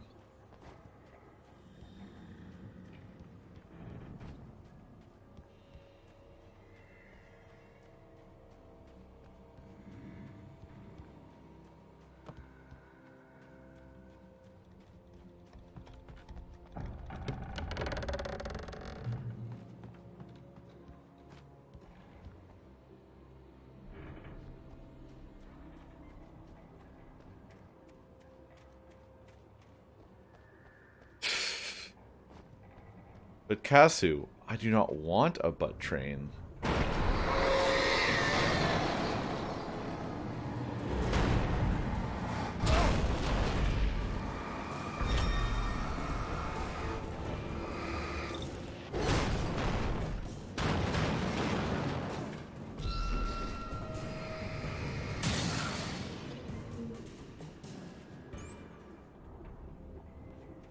Alrighty then.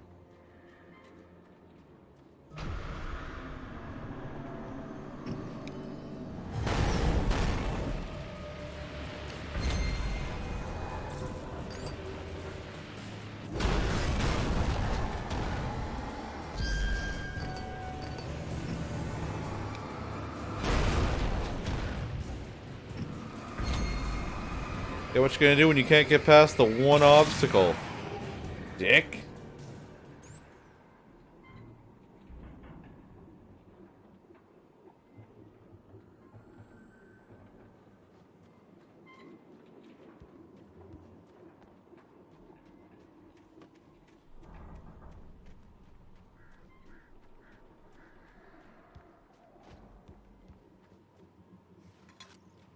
Also, I just kind of assume you're always in caps lock because it's cruise control for cool.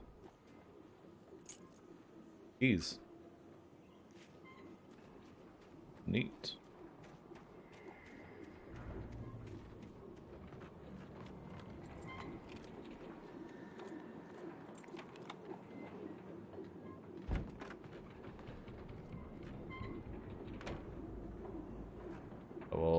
lantern. Flare gun ammo. Yes, please. Anything outside of riding is a struggle. I feel ill. I managed to make my way downstairs. There's a shoebox filled with books and papers by Thomas Zane. It's very hard to focus, but I managed to read some of it. He's a poet, and a good one. He writes of muses and creators summoning fabulous things from a magic lake, using his powers to shape the world of a realm of gods and dreams and demons, dark things that wait for a chance to slip through, wearing the flesh of men as disguise.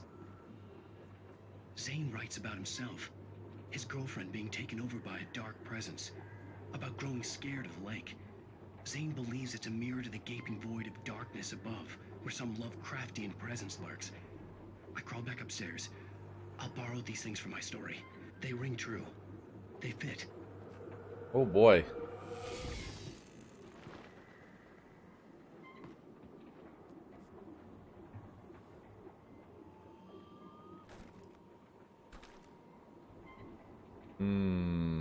That's a tough call. See what the ammo disparity is. Yeah, I got a lot more pump action ammo.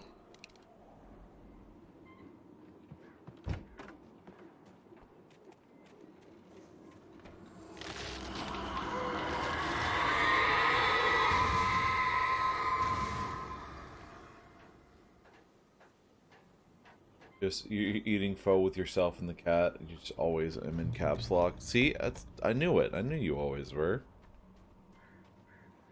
How's the pho?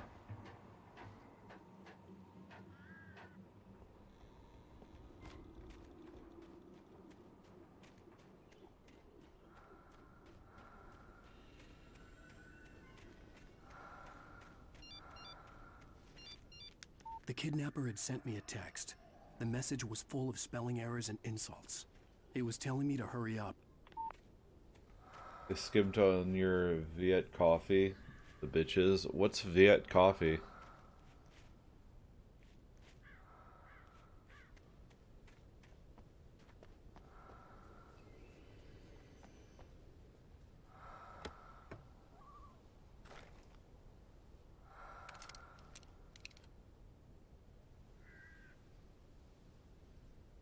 Oh, that does sound pretty tasty.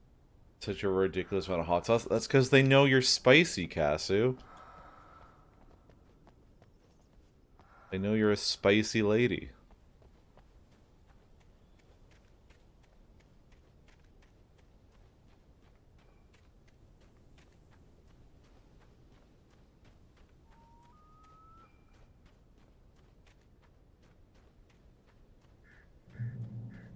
Hey, damn, it's that spicy lady ordering pho again. We gotta make sure we give her all the hot sauce. Fuck's sake.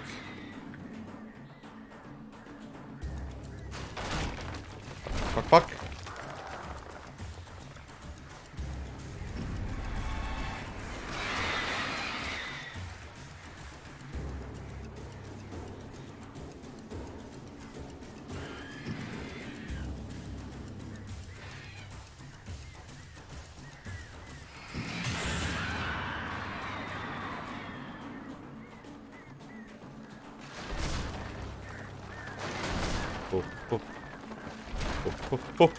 No. But I am all kinds of screwed. Jump to my death. Take that, J.K. Rowling. Birds.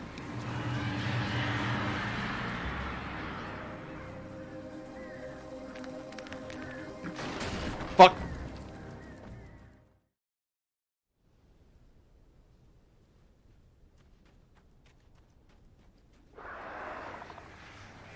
Birds.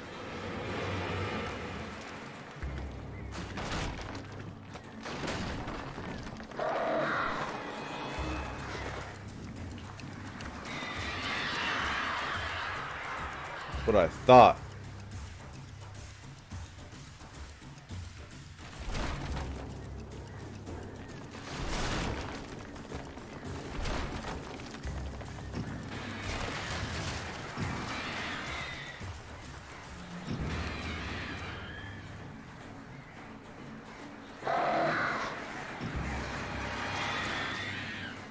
You birds, fuck off.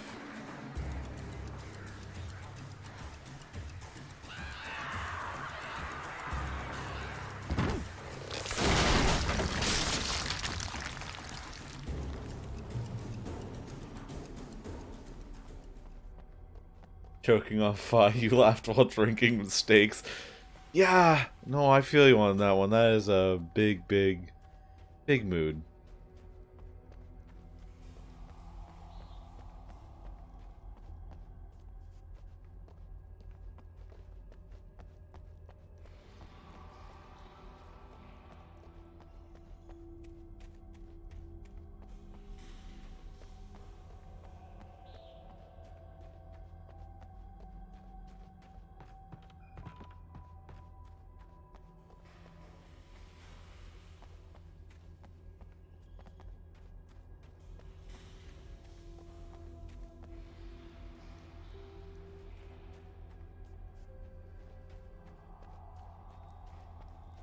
Here we go. I found the way.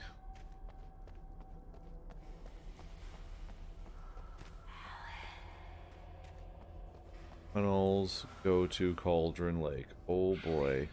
What? What do you want?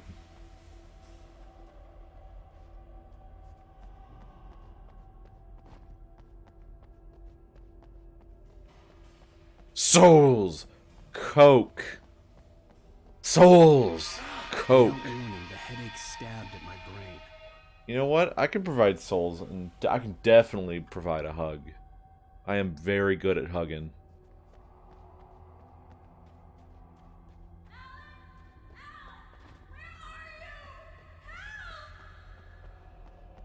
Alice? Alice?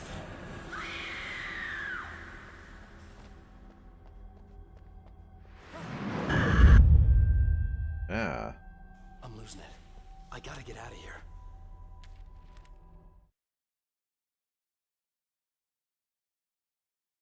Can confirm horrible monstrosity that Sif gives great hugs. The hunters were big, thick-set men, confident and at home in the woods. They were feeling good, running on beer, ghost stories, and camaraderie late into the night. It did them no good, as they were taken by the dark presence, sucked deep into a darkness far worse than any ghost story they ever told or heard.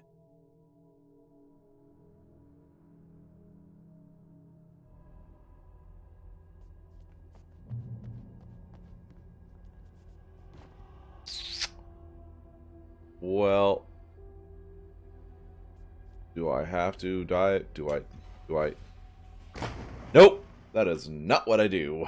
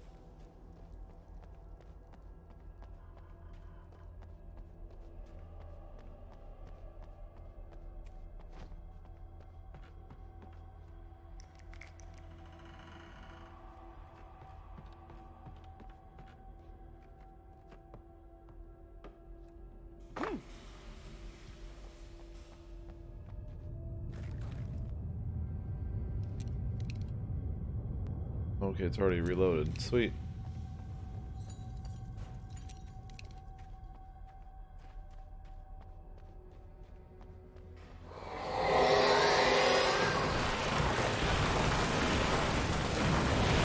Well.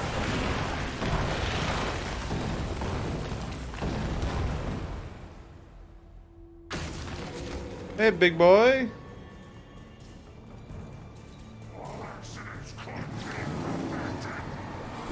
Oh.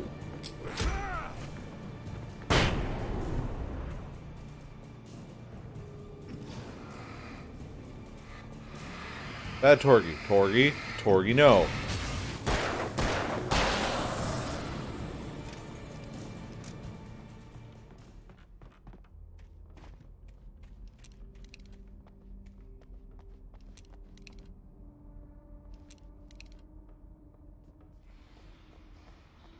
Wee woo, wee woo, wee woo, wee woo.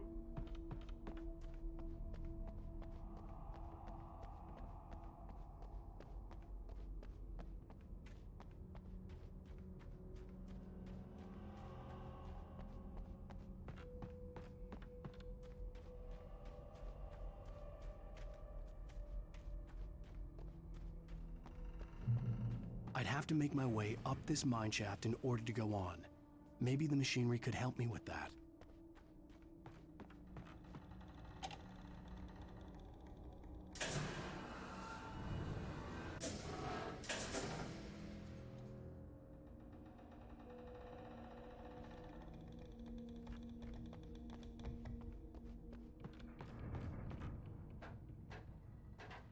Oh, I don't like being down here, no sir.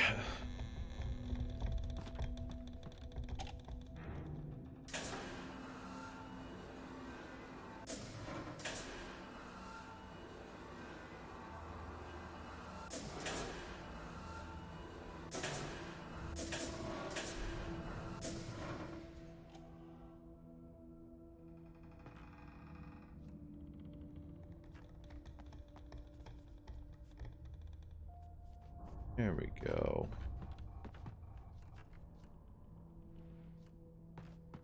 Check up here real quick.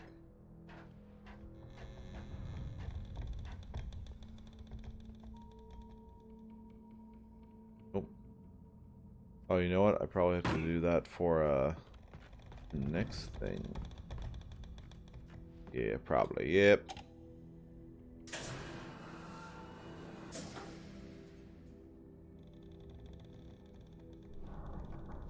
What a convenient elevate. What a convenient lift with the way that the... That was weird. With the way that the metal, the load of metal just perfectly shapes itself.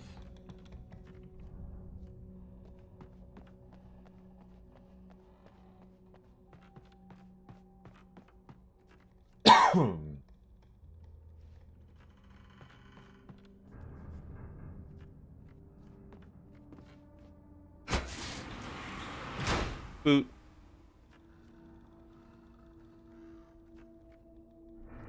Oh, I see. And then I gotta do this. Thank you.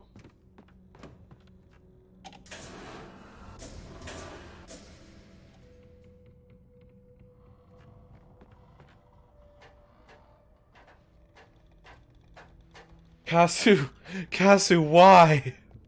Why would you do that? Go rinse your eye out. Do it quick. Go rinse your eye out. Get the burning gone.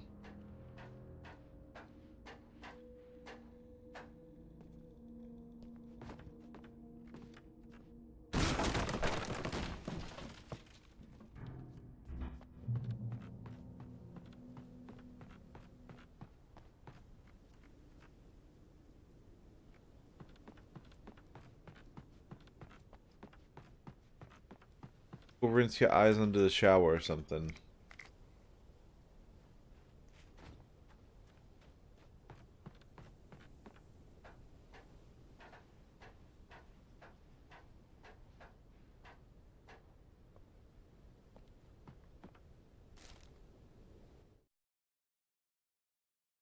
Lightning flashed behind the windows of Cauldron Lake Lodge.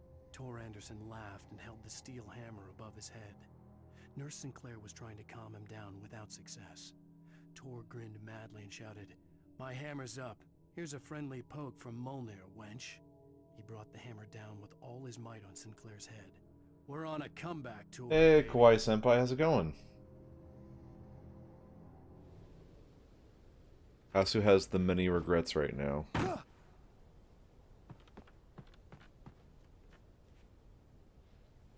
Going? Well, that's better than not going.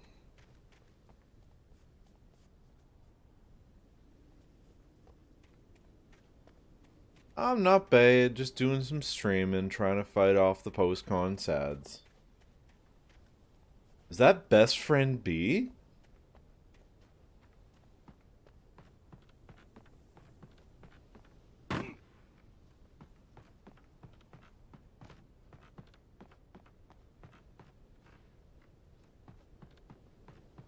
I did go to TwitchCon.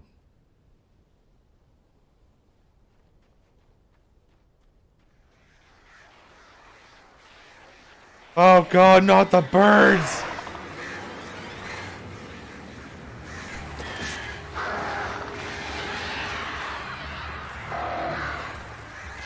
Ow!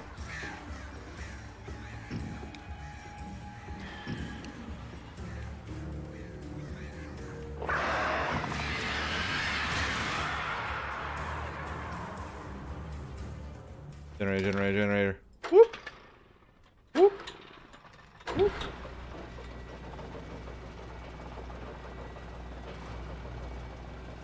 You 100% completed this game on hard before? I could not imagine playing this game on hard. I already have a hard enough time on normal.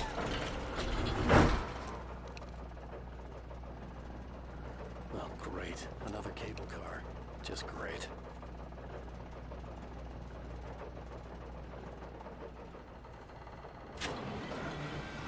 What? But B?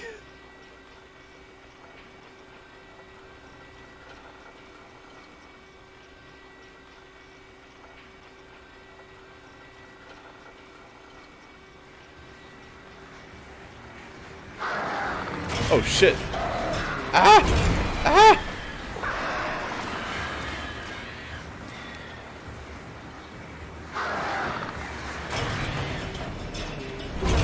Yeah. Oh no, it went right through!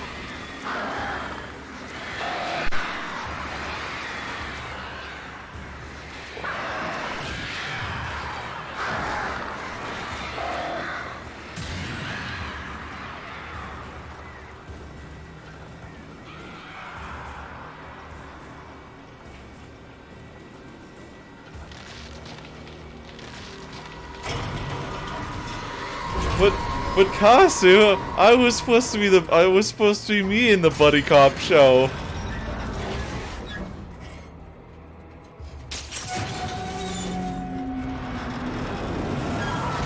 Ow.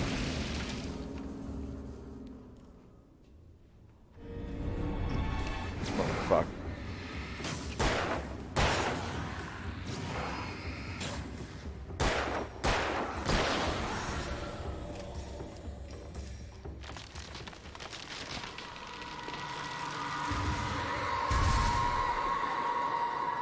Balls. Oh! Shit. Fuck! Whew, that almost smooshed me.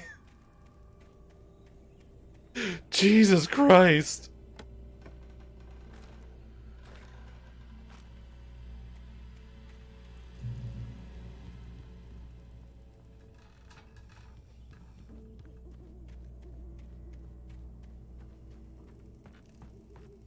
The DLC is fun too. I might check that out after I beat this and then like another game. Keep things a little fresh.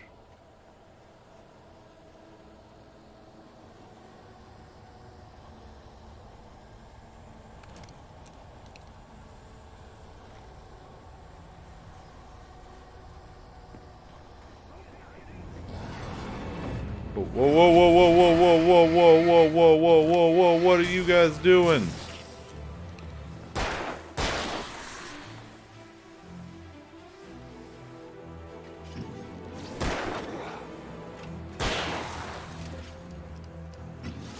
Bad Torgy.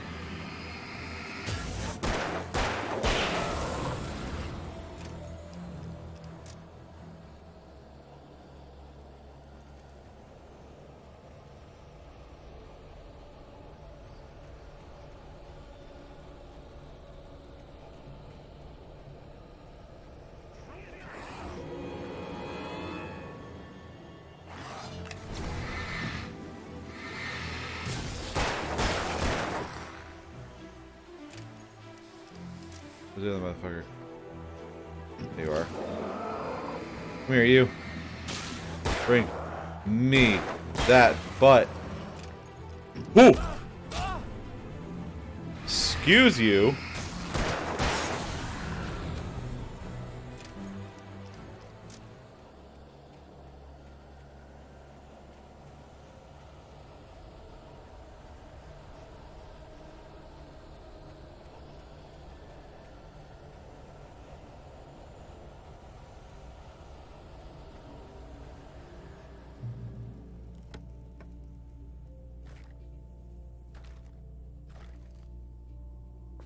Batteries are full. Huh. Cauldron Lake.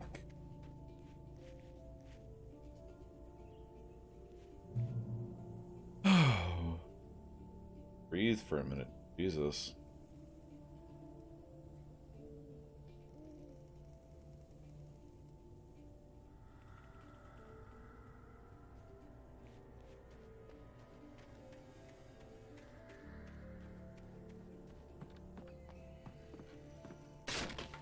Oh boy.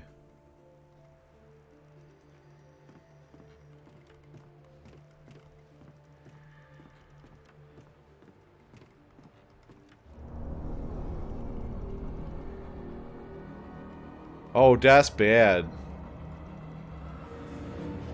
I do have a PS4.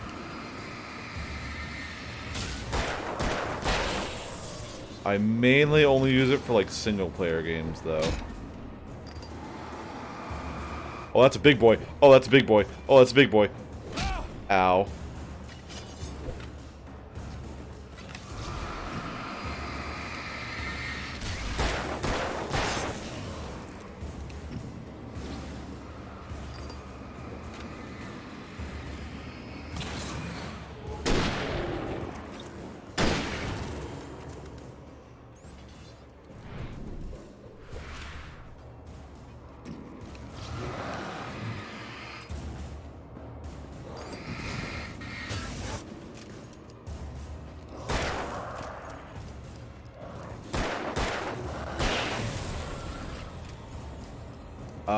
I have not played Until Dawn, but I've watched a full playthrough and all the endings of Until Dawn.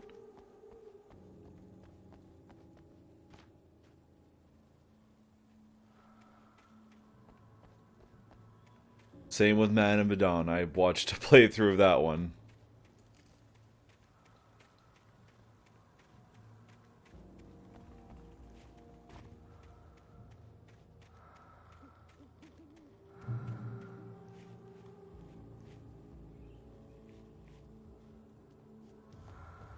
Save some spoops for Kasu. I mean, realistically, Kawhi, I wasn't intending on buying it because at that time it was almost TwitchCon and I was putting my money aside for it. Kasu, I am hella down to co-stream some spoops, my dude.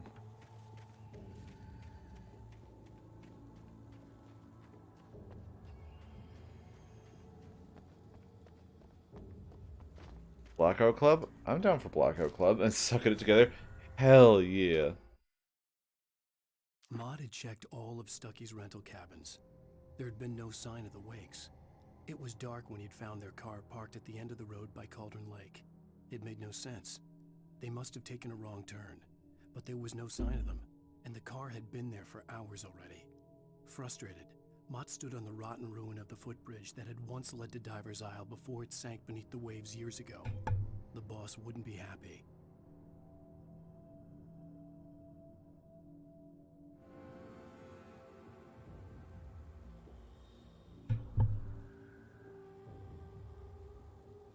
Blackout Club looks like a lot of fun, but also hella complicated.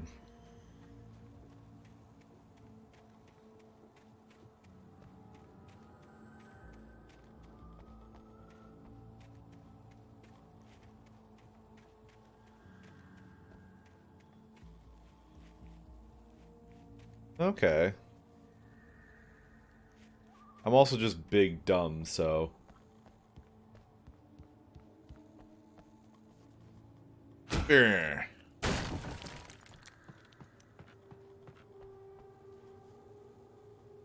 Karate chop.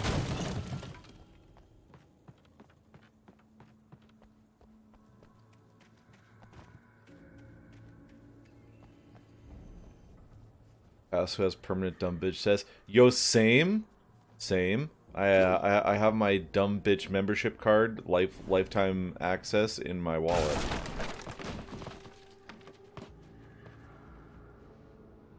Tom.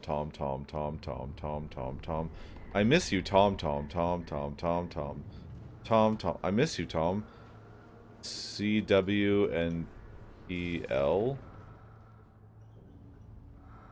You talk to me on TV, Tom. I miss you, Tom. Did you write this? Tom. I miss you, Thomas Zane. Who is... Where was it? Who is CW? You don't remember this part? Don't worry, neither do I, because I've never fucking played this game. Go, here we are.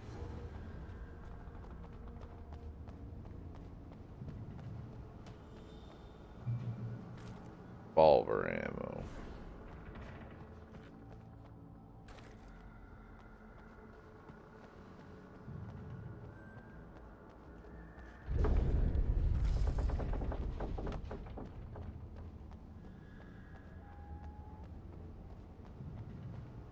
More flares. My favorite thing. My favorite thing. Oh. And this is why we like... Oh, no, this is... Yeah, this is first flare.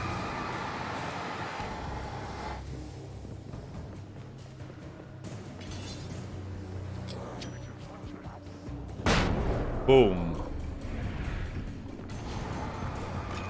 Oh, wait. Nuclear option.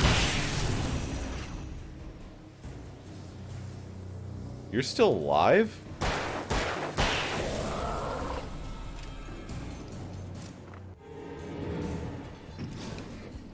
Ooh. Bitch. Oh.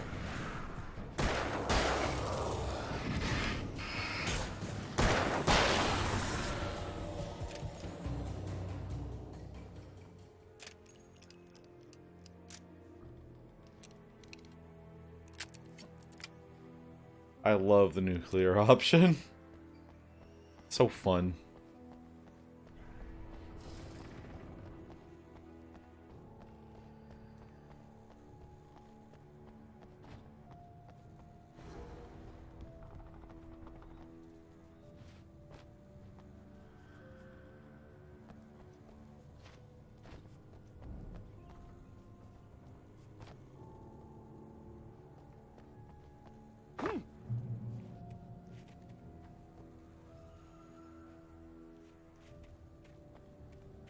Wait, no.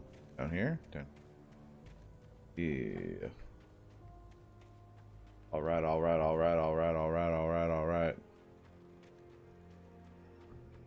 I could see Cauldron Lake. I thought I could make out the spot where the island and the cabin had been. There was a light near it. It had to be a boat.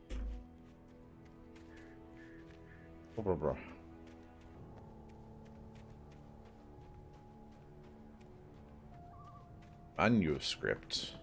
I was close now. I had to get there fast. I dreaded what I would find. I tried to hold on to Alice, but her form melted away. Alright, see you later, Koi-senpai. Nice seeing you again. Dr. Hartman stood in her place. I wanted to hit him, but my arms were jelly. He smiled. It was a reassuring smile, and I hated him for it. I had to give you a sedative. Don't fight it. You went through another rough period. Right now, it's very important that you stay calm. We don't want you to have another episode.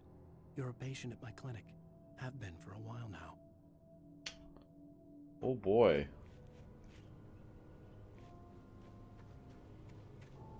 I don't like the... Hey, I'm here! I'm coming! No! Get away! Sorry. Please, lady. The boss didn't know who he was messing with. I didn't know. I swear I didn't know. We don't have his wife.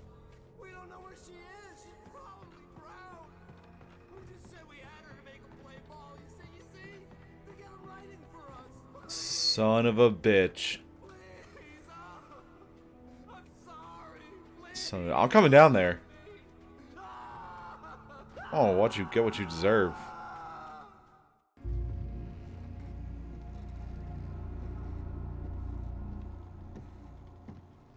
He got ass trains. Maybe it sounded like ass trains.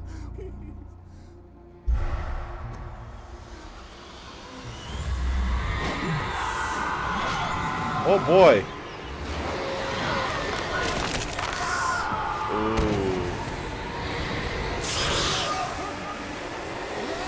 Whee!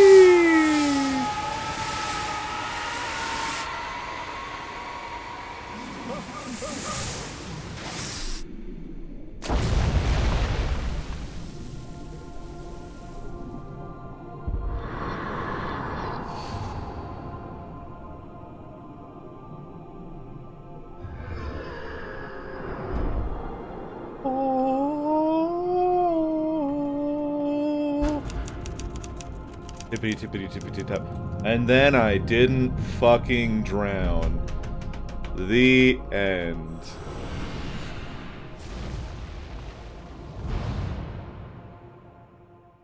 Ah. End of another episode.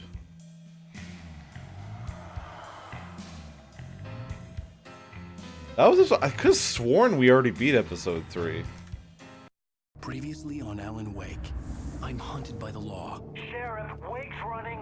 I'm giving chase. Are you seriously telling me that writer just took out my deputies? A thriller I supposedly wrote is coming true. The genre of the story seems to be shifting. It's turning into a horror story. I was told that Alice had been kidnapped, but that was a lie.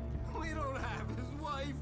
We don't know where she is. Her purported kidnapper was eaten up by the dark presence before it attacked me.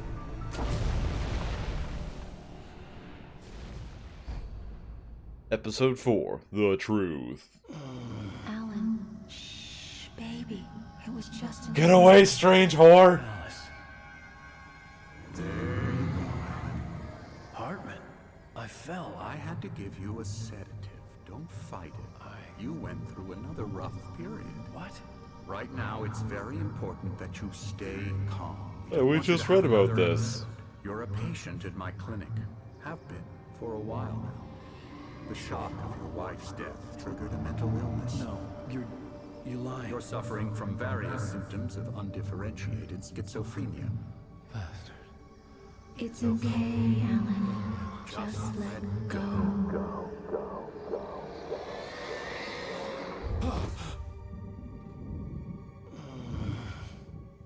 Is there an Alan Wake book, or you mean like the in-game book?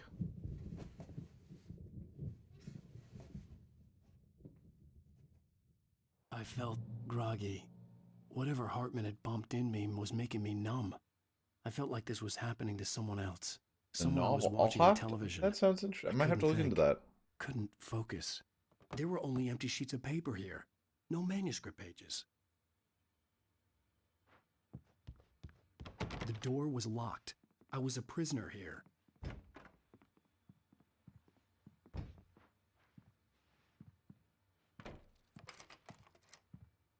Good evening, Alan. Are we feeling better now? Go away. Feeling calm? Yeah, I see you brought your pet gorilla with you. So sure, I'm calm. I get the message, loud and clear. Why, right. That's the spirit. You're being very brave, Alan. I understand you're confused. I would be more concerned if you weren't suspicious of me. I don't blame you for it. Big of you. Now, why don't you come with me?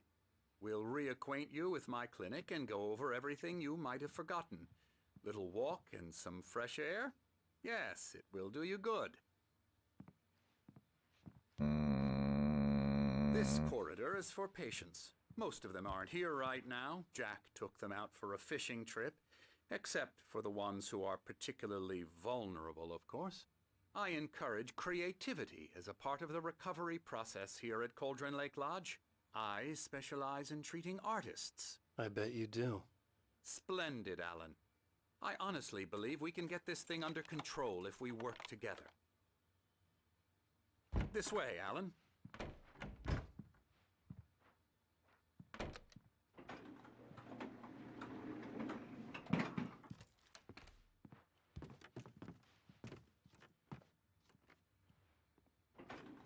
Now, Alan, from past experience with you, I know I need to get right into the heart of the matter as quickly as I can after an episode.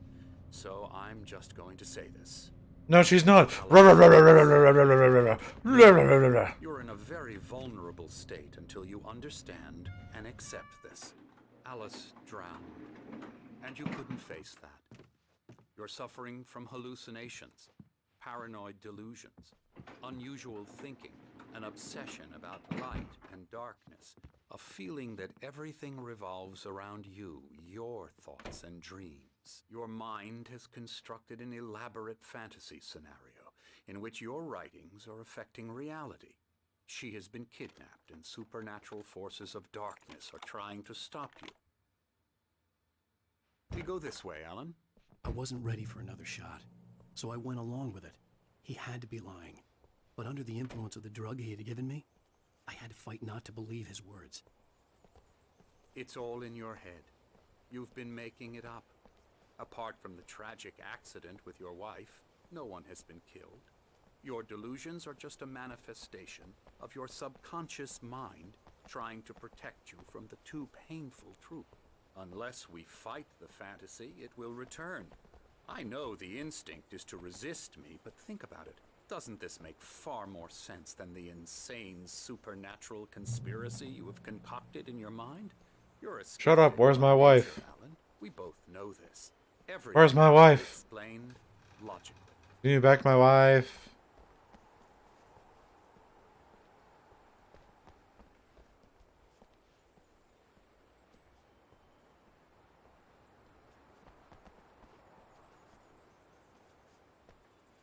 I never get tired of this view. Very inspiring, isn't it? Cauldron Lake. Where's my wife? Below us. I could see Mirror Peak on the other side of the lake. I thought I could make out the spot where Diver's Isle had been when I arrived with Alice. Now there was nothing but waves. It seems there's a storm coming. Funny, I don't recall. Where's my wife? Forecast. Well, no matter. This way. Follow me. Alan, what I'm telling you is good news. Right now we're in control. Every time you have a relapse, it gets more and more difficult to resurface from the dark depths of your imagination. Not surprising, considering your profession. Imagination is what you work with. After all your nightmares, this should come as an immense relief to you.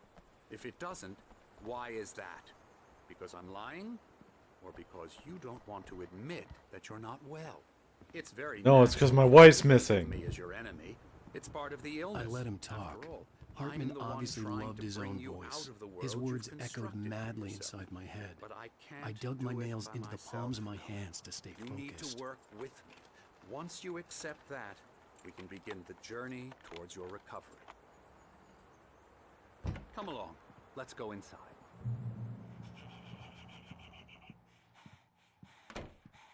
Now here's the entrance to the office wing. That's for staff only.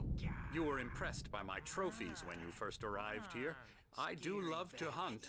The great outdoors, man versus nature. It's wonderful stuff. Pretty damn wonderful, yeah.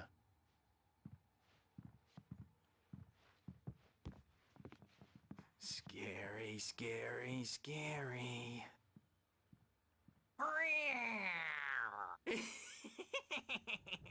Emerson.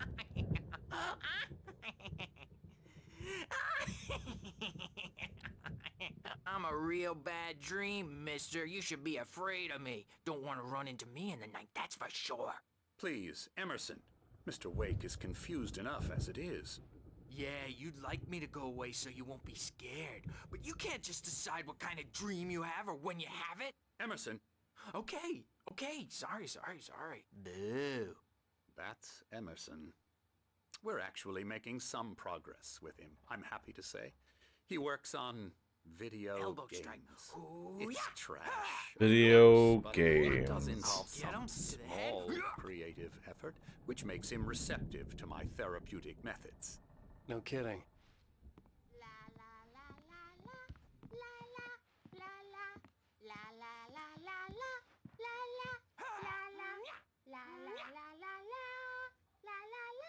Come, Alan, this way. Now, you might have noticed the typewriter in your room. You've been writing as a part of the therapy. As soon as you feel up to it, you should Shut continue. up.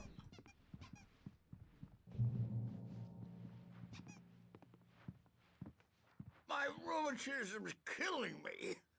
There's a Wait. storm coming. Oh, Wait. what a storm. I hope it wipes this place off the face of the Wait. earth. Aren't these the two guys from the diner? The Anderson brothers, Odin and Tor. They had a, how should I put this? A heavy metal band in the 70s and 80s called Old Gods of Asgard. They even adopted new first names to complete the image of Viking gods. After the band broke up, they lived on a farm nearby. They are, well, in advanced stages of dementia. They're well cared for, TLC and all that. There's nothing more that can be done. I'm afraid that the rock and roll lifestyle has left its mark. Oh, that won't do. I'm so sorry to cut this short for now, Alan. The power has been acting up. I'd better go check on it. We'll continue this soon. Meanwhile, when you feel up to it, return to your room and try to write. It really is for the best. Don't you think? Don't trust that. I don't trust that at all. I'd like to bash his head in with a hammer. Oh, he'd love to fish out our secrets, but he has no clue. He's not crazy enough. Not crazy like us, Sonny. Yeah! Being crazy's a requirement, Sonny. Who else could understand the world when it's like this? It takes crazy to know crazy. That's the sanest thing I've heard in a while. Say, you're all right, Tom. Wait. We like him, don't we, bro? Hold He's up. gotta go to the farm. The Anderson Farm. Valhalla! We wrote it all down, lest we forget. A crash course. All Hold you up. need to know to get your head right. You need to find the message. Here, Sonny, here's something for you. Gave me a rash, but I kept it safe from these bastards. Oh boy, thanks for the crotch paper. My head was clearing up, or according to Hartman, I was sinking back into the fantasy. I was convinced he was lying to me about Rashy everything. crotch paper. Crazy or not, My the Andersons favorite. made more sense. Tom, you got any booze on you? Yeah, no. We Sorry, have a guys. stash of the special stuff at the farm. Our own formula. Local ingredients. Medicine clears your head right up. Makes you remember like moonbeams. Do you want some rashy crotch seasoning with your food, Kasu? Patches on the elbows? That's not very rock and roll. Tom just lost is all. Baba Yaga got to him too, the damn witch. She used us all. Taken from all of us. Took my thunder. M&M's is a cookie dough variant for Halloween. Go on. What were they? Consider me intrigued. The hag. She took something from you too, didn't she? That's what she does. We're better off. This place, the lake, it gives you power. If Cook, you're a cook, creator, cookie dough flavored M&M. Hagah. I need this. I have a mighty need. Yeah, that's the one. She makes you. Zane could feel the poems, taking form, shaping things. As he experimented, he imagined he could almost feel the power surging through the keys of the typewriter. It exhilarated him. But there was fear, too. If not for his young assistant Emil, he would have given it up. But Emil convinced him otherwise. He, too, had a way with words. It comes out twisted That still and sounds hella raw. yummy. Just ask the lamp lady. She knows what happened to that other writer. Yo, I should make some cookies to bring to the Halloween chill out.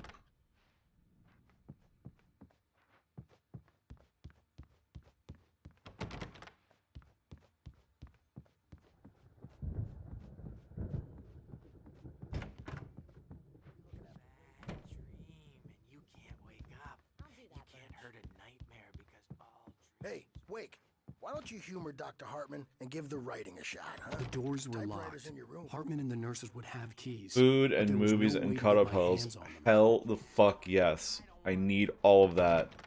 So bad. Please to give. By those stairs, Wake. And then we end up with...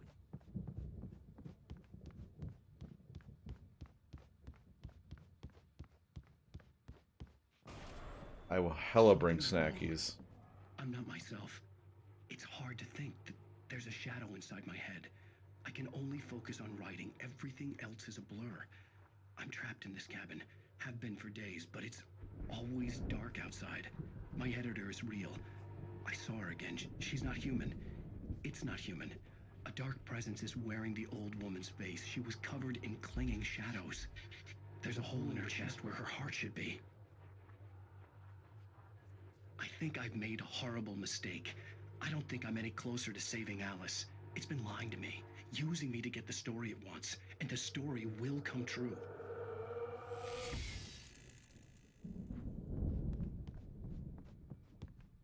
Huh. Hold up. Hold up. See if I can get this QR code.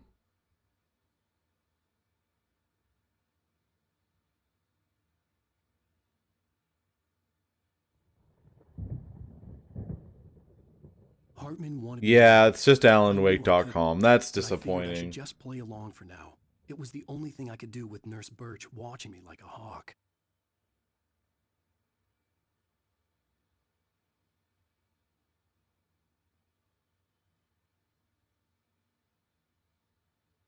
Yo, if it had a link to the... Wait, well, it was AlanWake.com. Let's see what exactly is at AlanWake.com.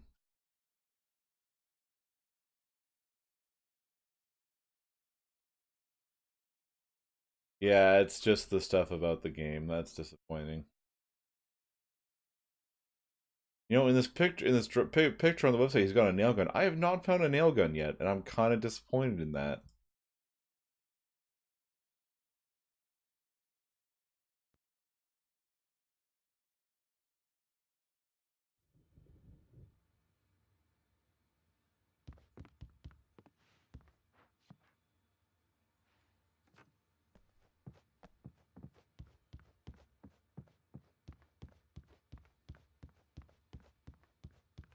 Thermos. I wonder how many thermoses there are in this game.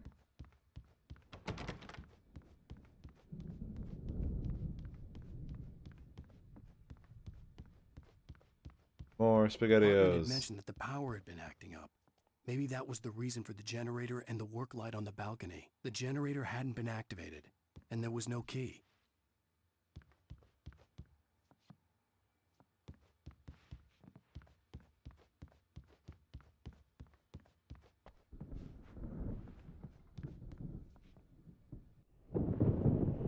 The white glare of the blank page in front of me hurt my eyes. My hands began to shake uncontrollably.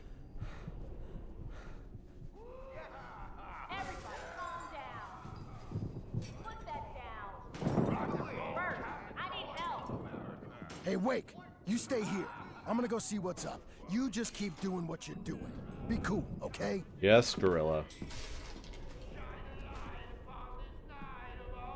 I didn't know what the chaos was all about, but it could be my only chance of getting out of here. Where the hell did he get a damn hammer? I don't know. Here's a friendly poke from the old little witch. Oh, afraid of the crazy brothers, are ya? Not so weak now, are we?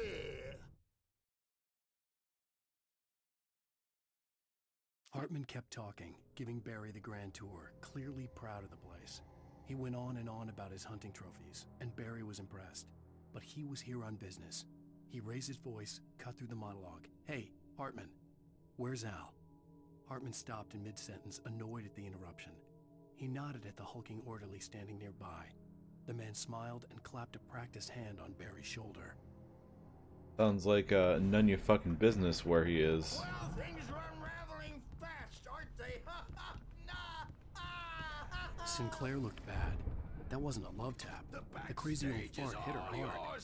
If she was one of Hartman's goons, she had it coming. I had to get to Hartman's office. He had taken all my manuscript pages. That's where he'd been keeping them. Face the music, Birch. It's time to pay the piper. Maybe you could come out and beat our wrinkled adult diapered asses for us, since you're so tough, Birch.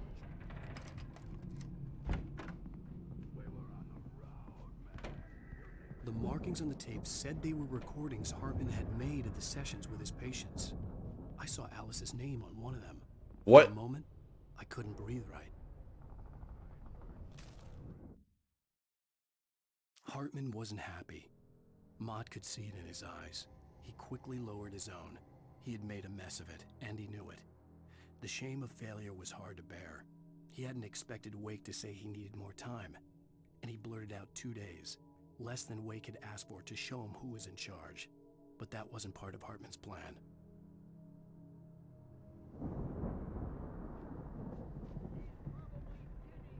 Now, Mrs. Wake, can you tell me about Alan's problems?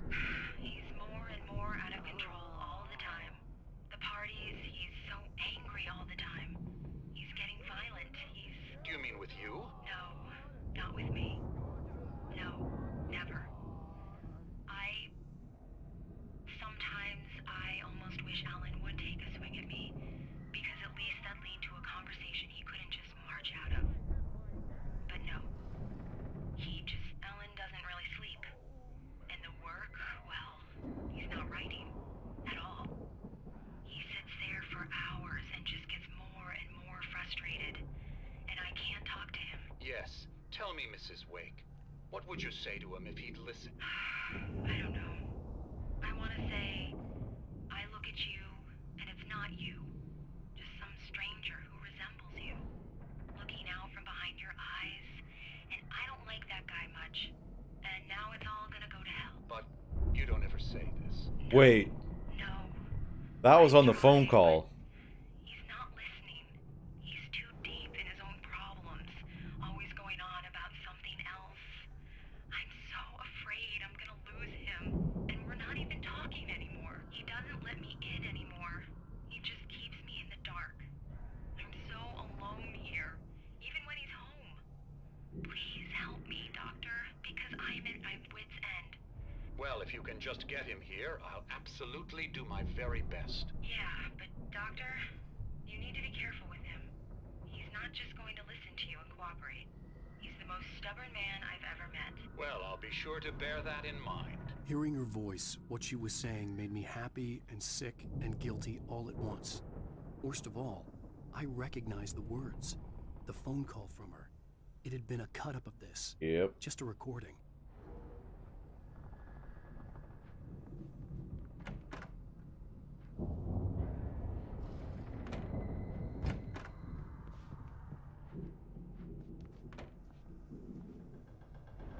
I want to go. Let me out of here! Hartman, do you hear me? I'm gonna chew your crazy quack ass to shreds! Seriously! Do you have Barry? any idea? Ow! About time! Barry, man, am I glad to see you. We need to get to Hartman's office. It's right next door. You okay? Yeah. I mean, no! The cops found me at Rose's trailer, but they didn't hassle me too much. I'm obviously a victim in this, and I demanded to be treated as such. Or else I'd sue their asses. Speaking of asses, that Fed gave me a real hard time, but I had no clue where you were. That guy's crazy, Al. But he let me go, and then I get a call from Hartman, that son of a bitch, who tells me you're here, and I should come pick you up, but when I got here, 2 goons clobbered me and stuck me in there. What's with the cutout? I stole it from the diner to piss off Rose after what she did to us. That'll teach her. Yeah, that's a harsh punishment. Come on, pal, we gotta get going. Do-ba-do-do-do. manuscript. And a gun! These were all the pages I had on me. And more.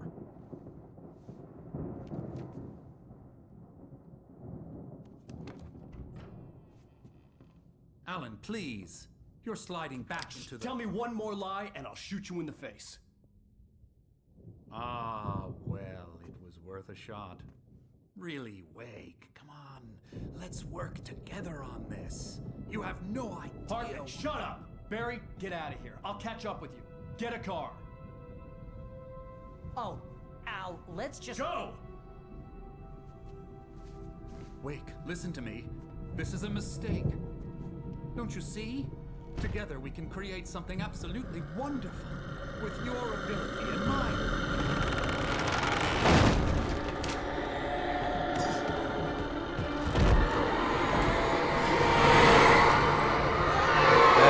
And now he's possessed.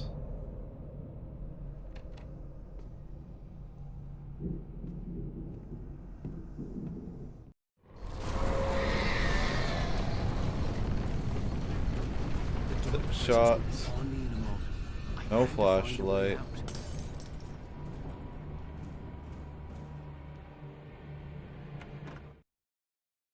Hartman followed the fall of Alan Wake with his binoculars. When the rider hit the water, he ordered Jack to take the boat to him. The spot was easy to see in the dark, even with all the extra lights in the boat. The flare floated and kept burning even in the water. Jack turned the radio and sputtered. The music was rough and clanking, something the Anderson brothers would no doubt have enjoyed. But Hartman chose to ignore it. Wake was finally within his reach. Nope. No, definitely not.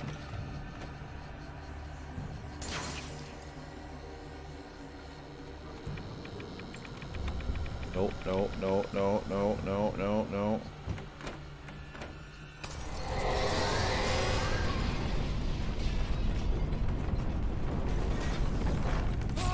Ow. I needed light to get the possessed bookshelves out of my way.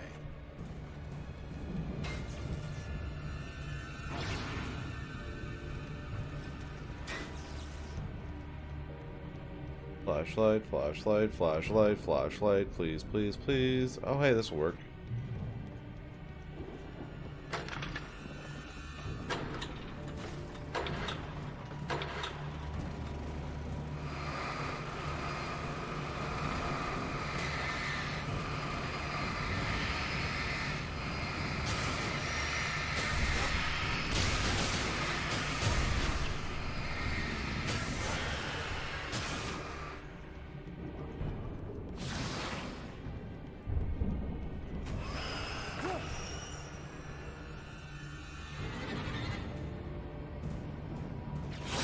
Ow. Nope. Nope. Nope. Nope. Nope. Nope. Nope. Nope. Nope.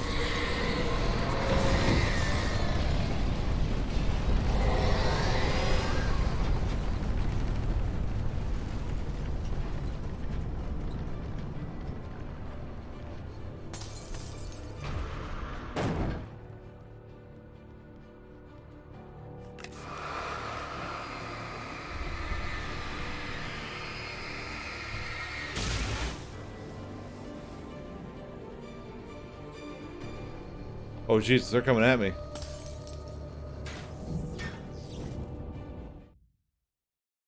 Hartman knew he was no creator.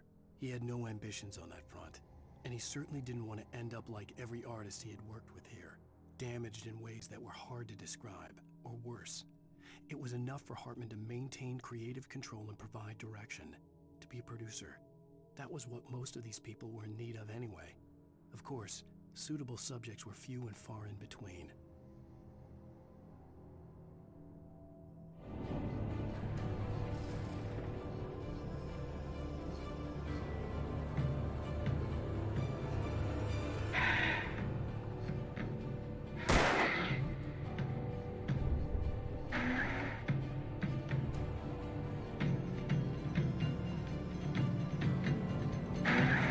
Nothing important. Ah.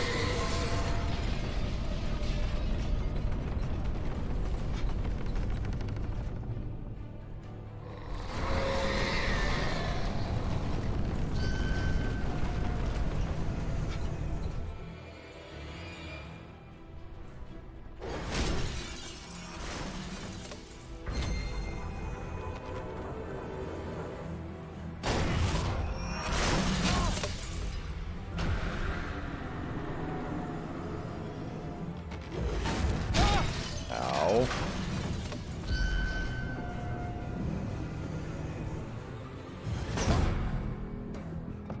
Come on.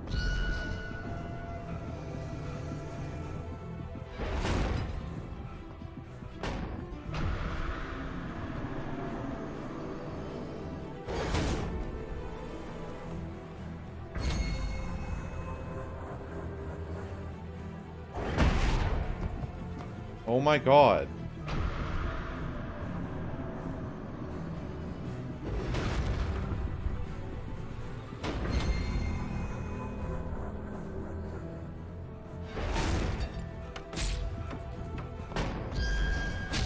Fucking.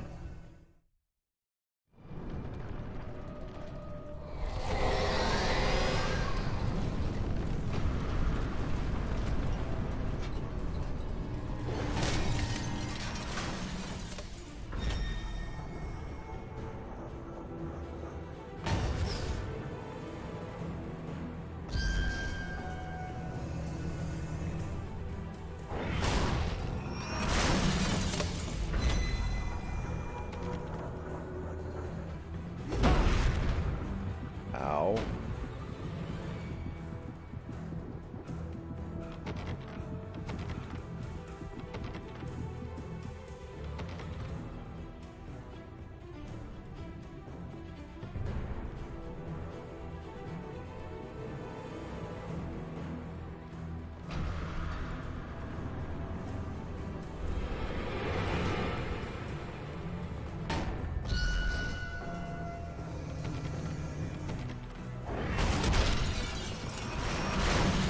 There we go. I'm out. I'm here.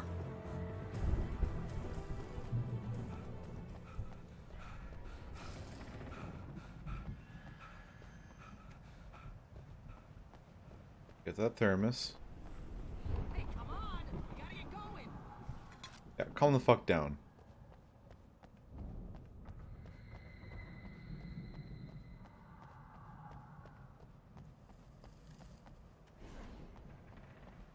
Al, I'm over here. I found the car, but the gate's locked. You're gonna have to go through the hedge maze over there. Barry, I don't have a light. Take this, Al. Oh, God! Look at the house, Al! Look out! Oh my god.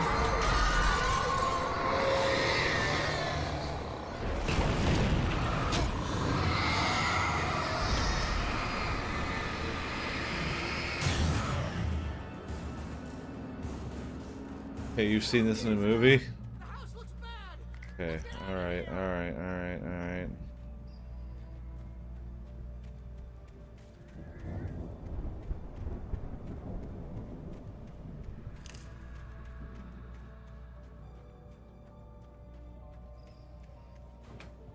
Oh boy, a maze. My favorite.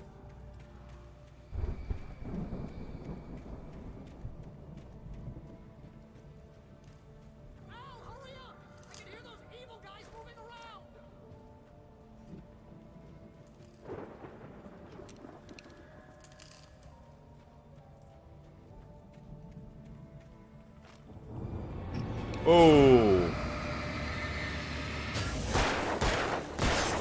Slow your roll there.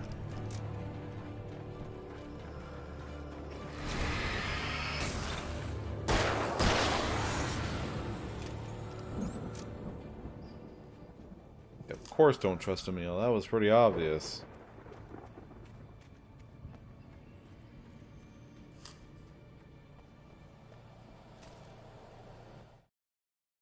I stared at the Viking paraphernalia that littered the area, surrounding an unlikely centerpiece. A full-size stage complete with an impressive sound system with all the trimmings, including a dragon. It took a special kind of crazy to build something like this in a remote field. Oh, we're gonna have to fight some sort of monster shadow dragon thing. It felt strangely appropriate.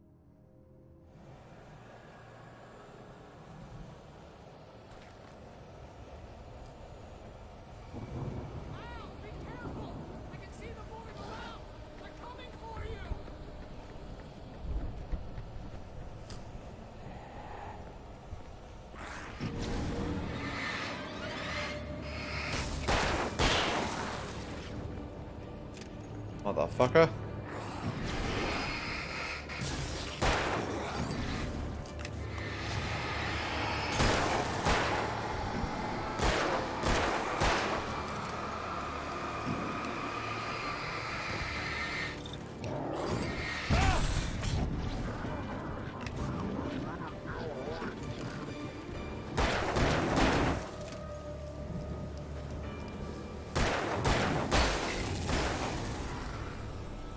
There we go. Hope you like fantasy novels. Oh boy, do I ever.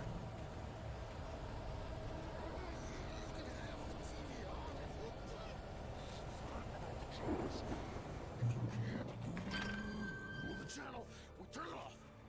We don't want any fighting. It makes people sad.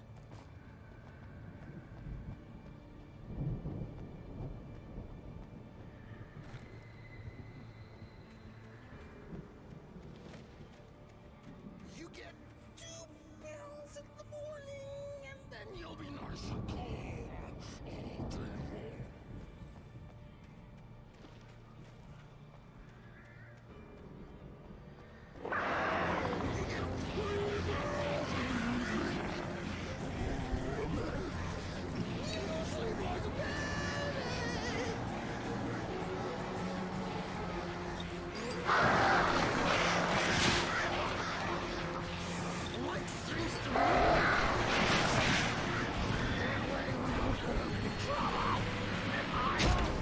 Ow. The channel, turn it off. We don't want any fighting. It makes people sad.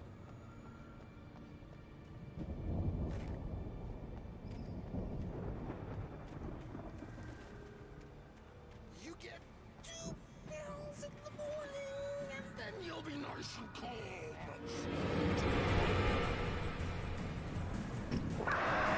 You get 3 pills in the evening.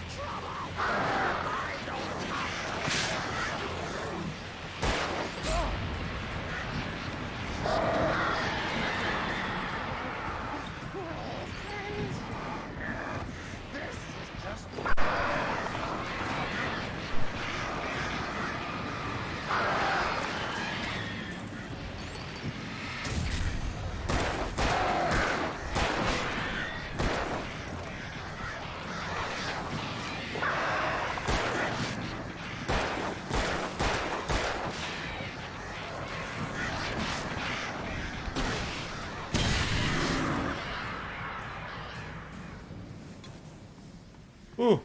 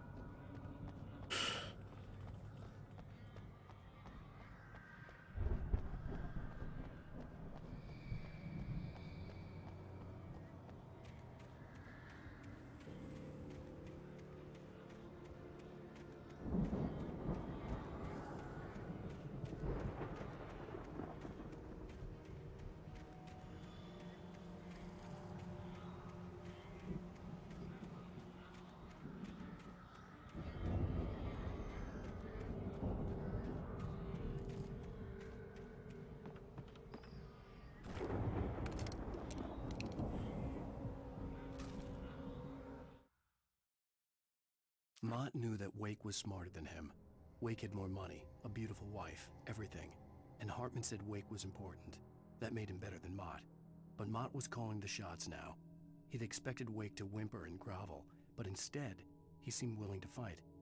Mott knew he'd gotten under Wake's skin. If only Mott actually had his wife. The thought made him shiver.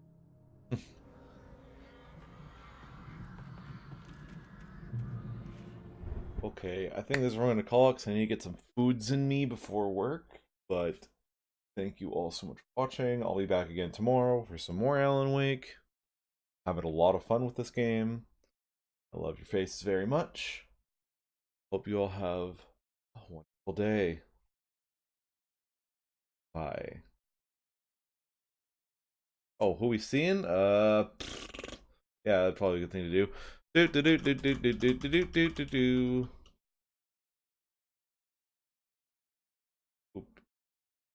Boop boop boop. That's my bad. Let's see.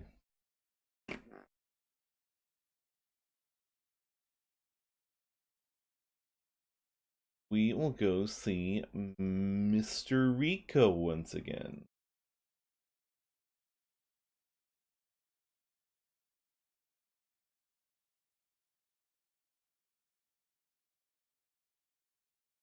He is the friendo that is on right now.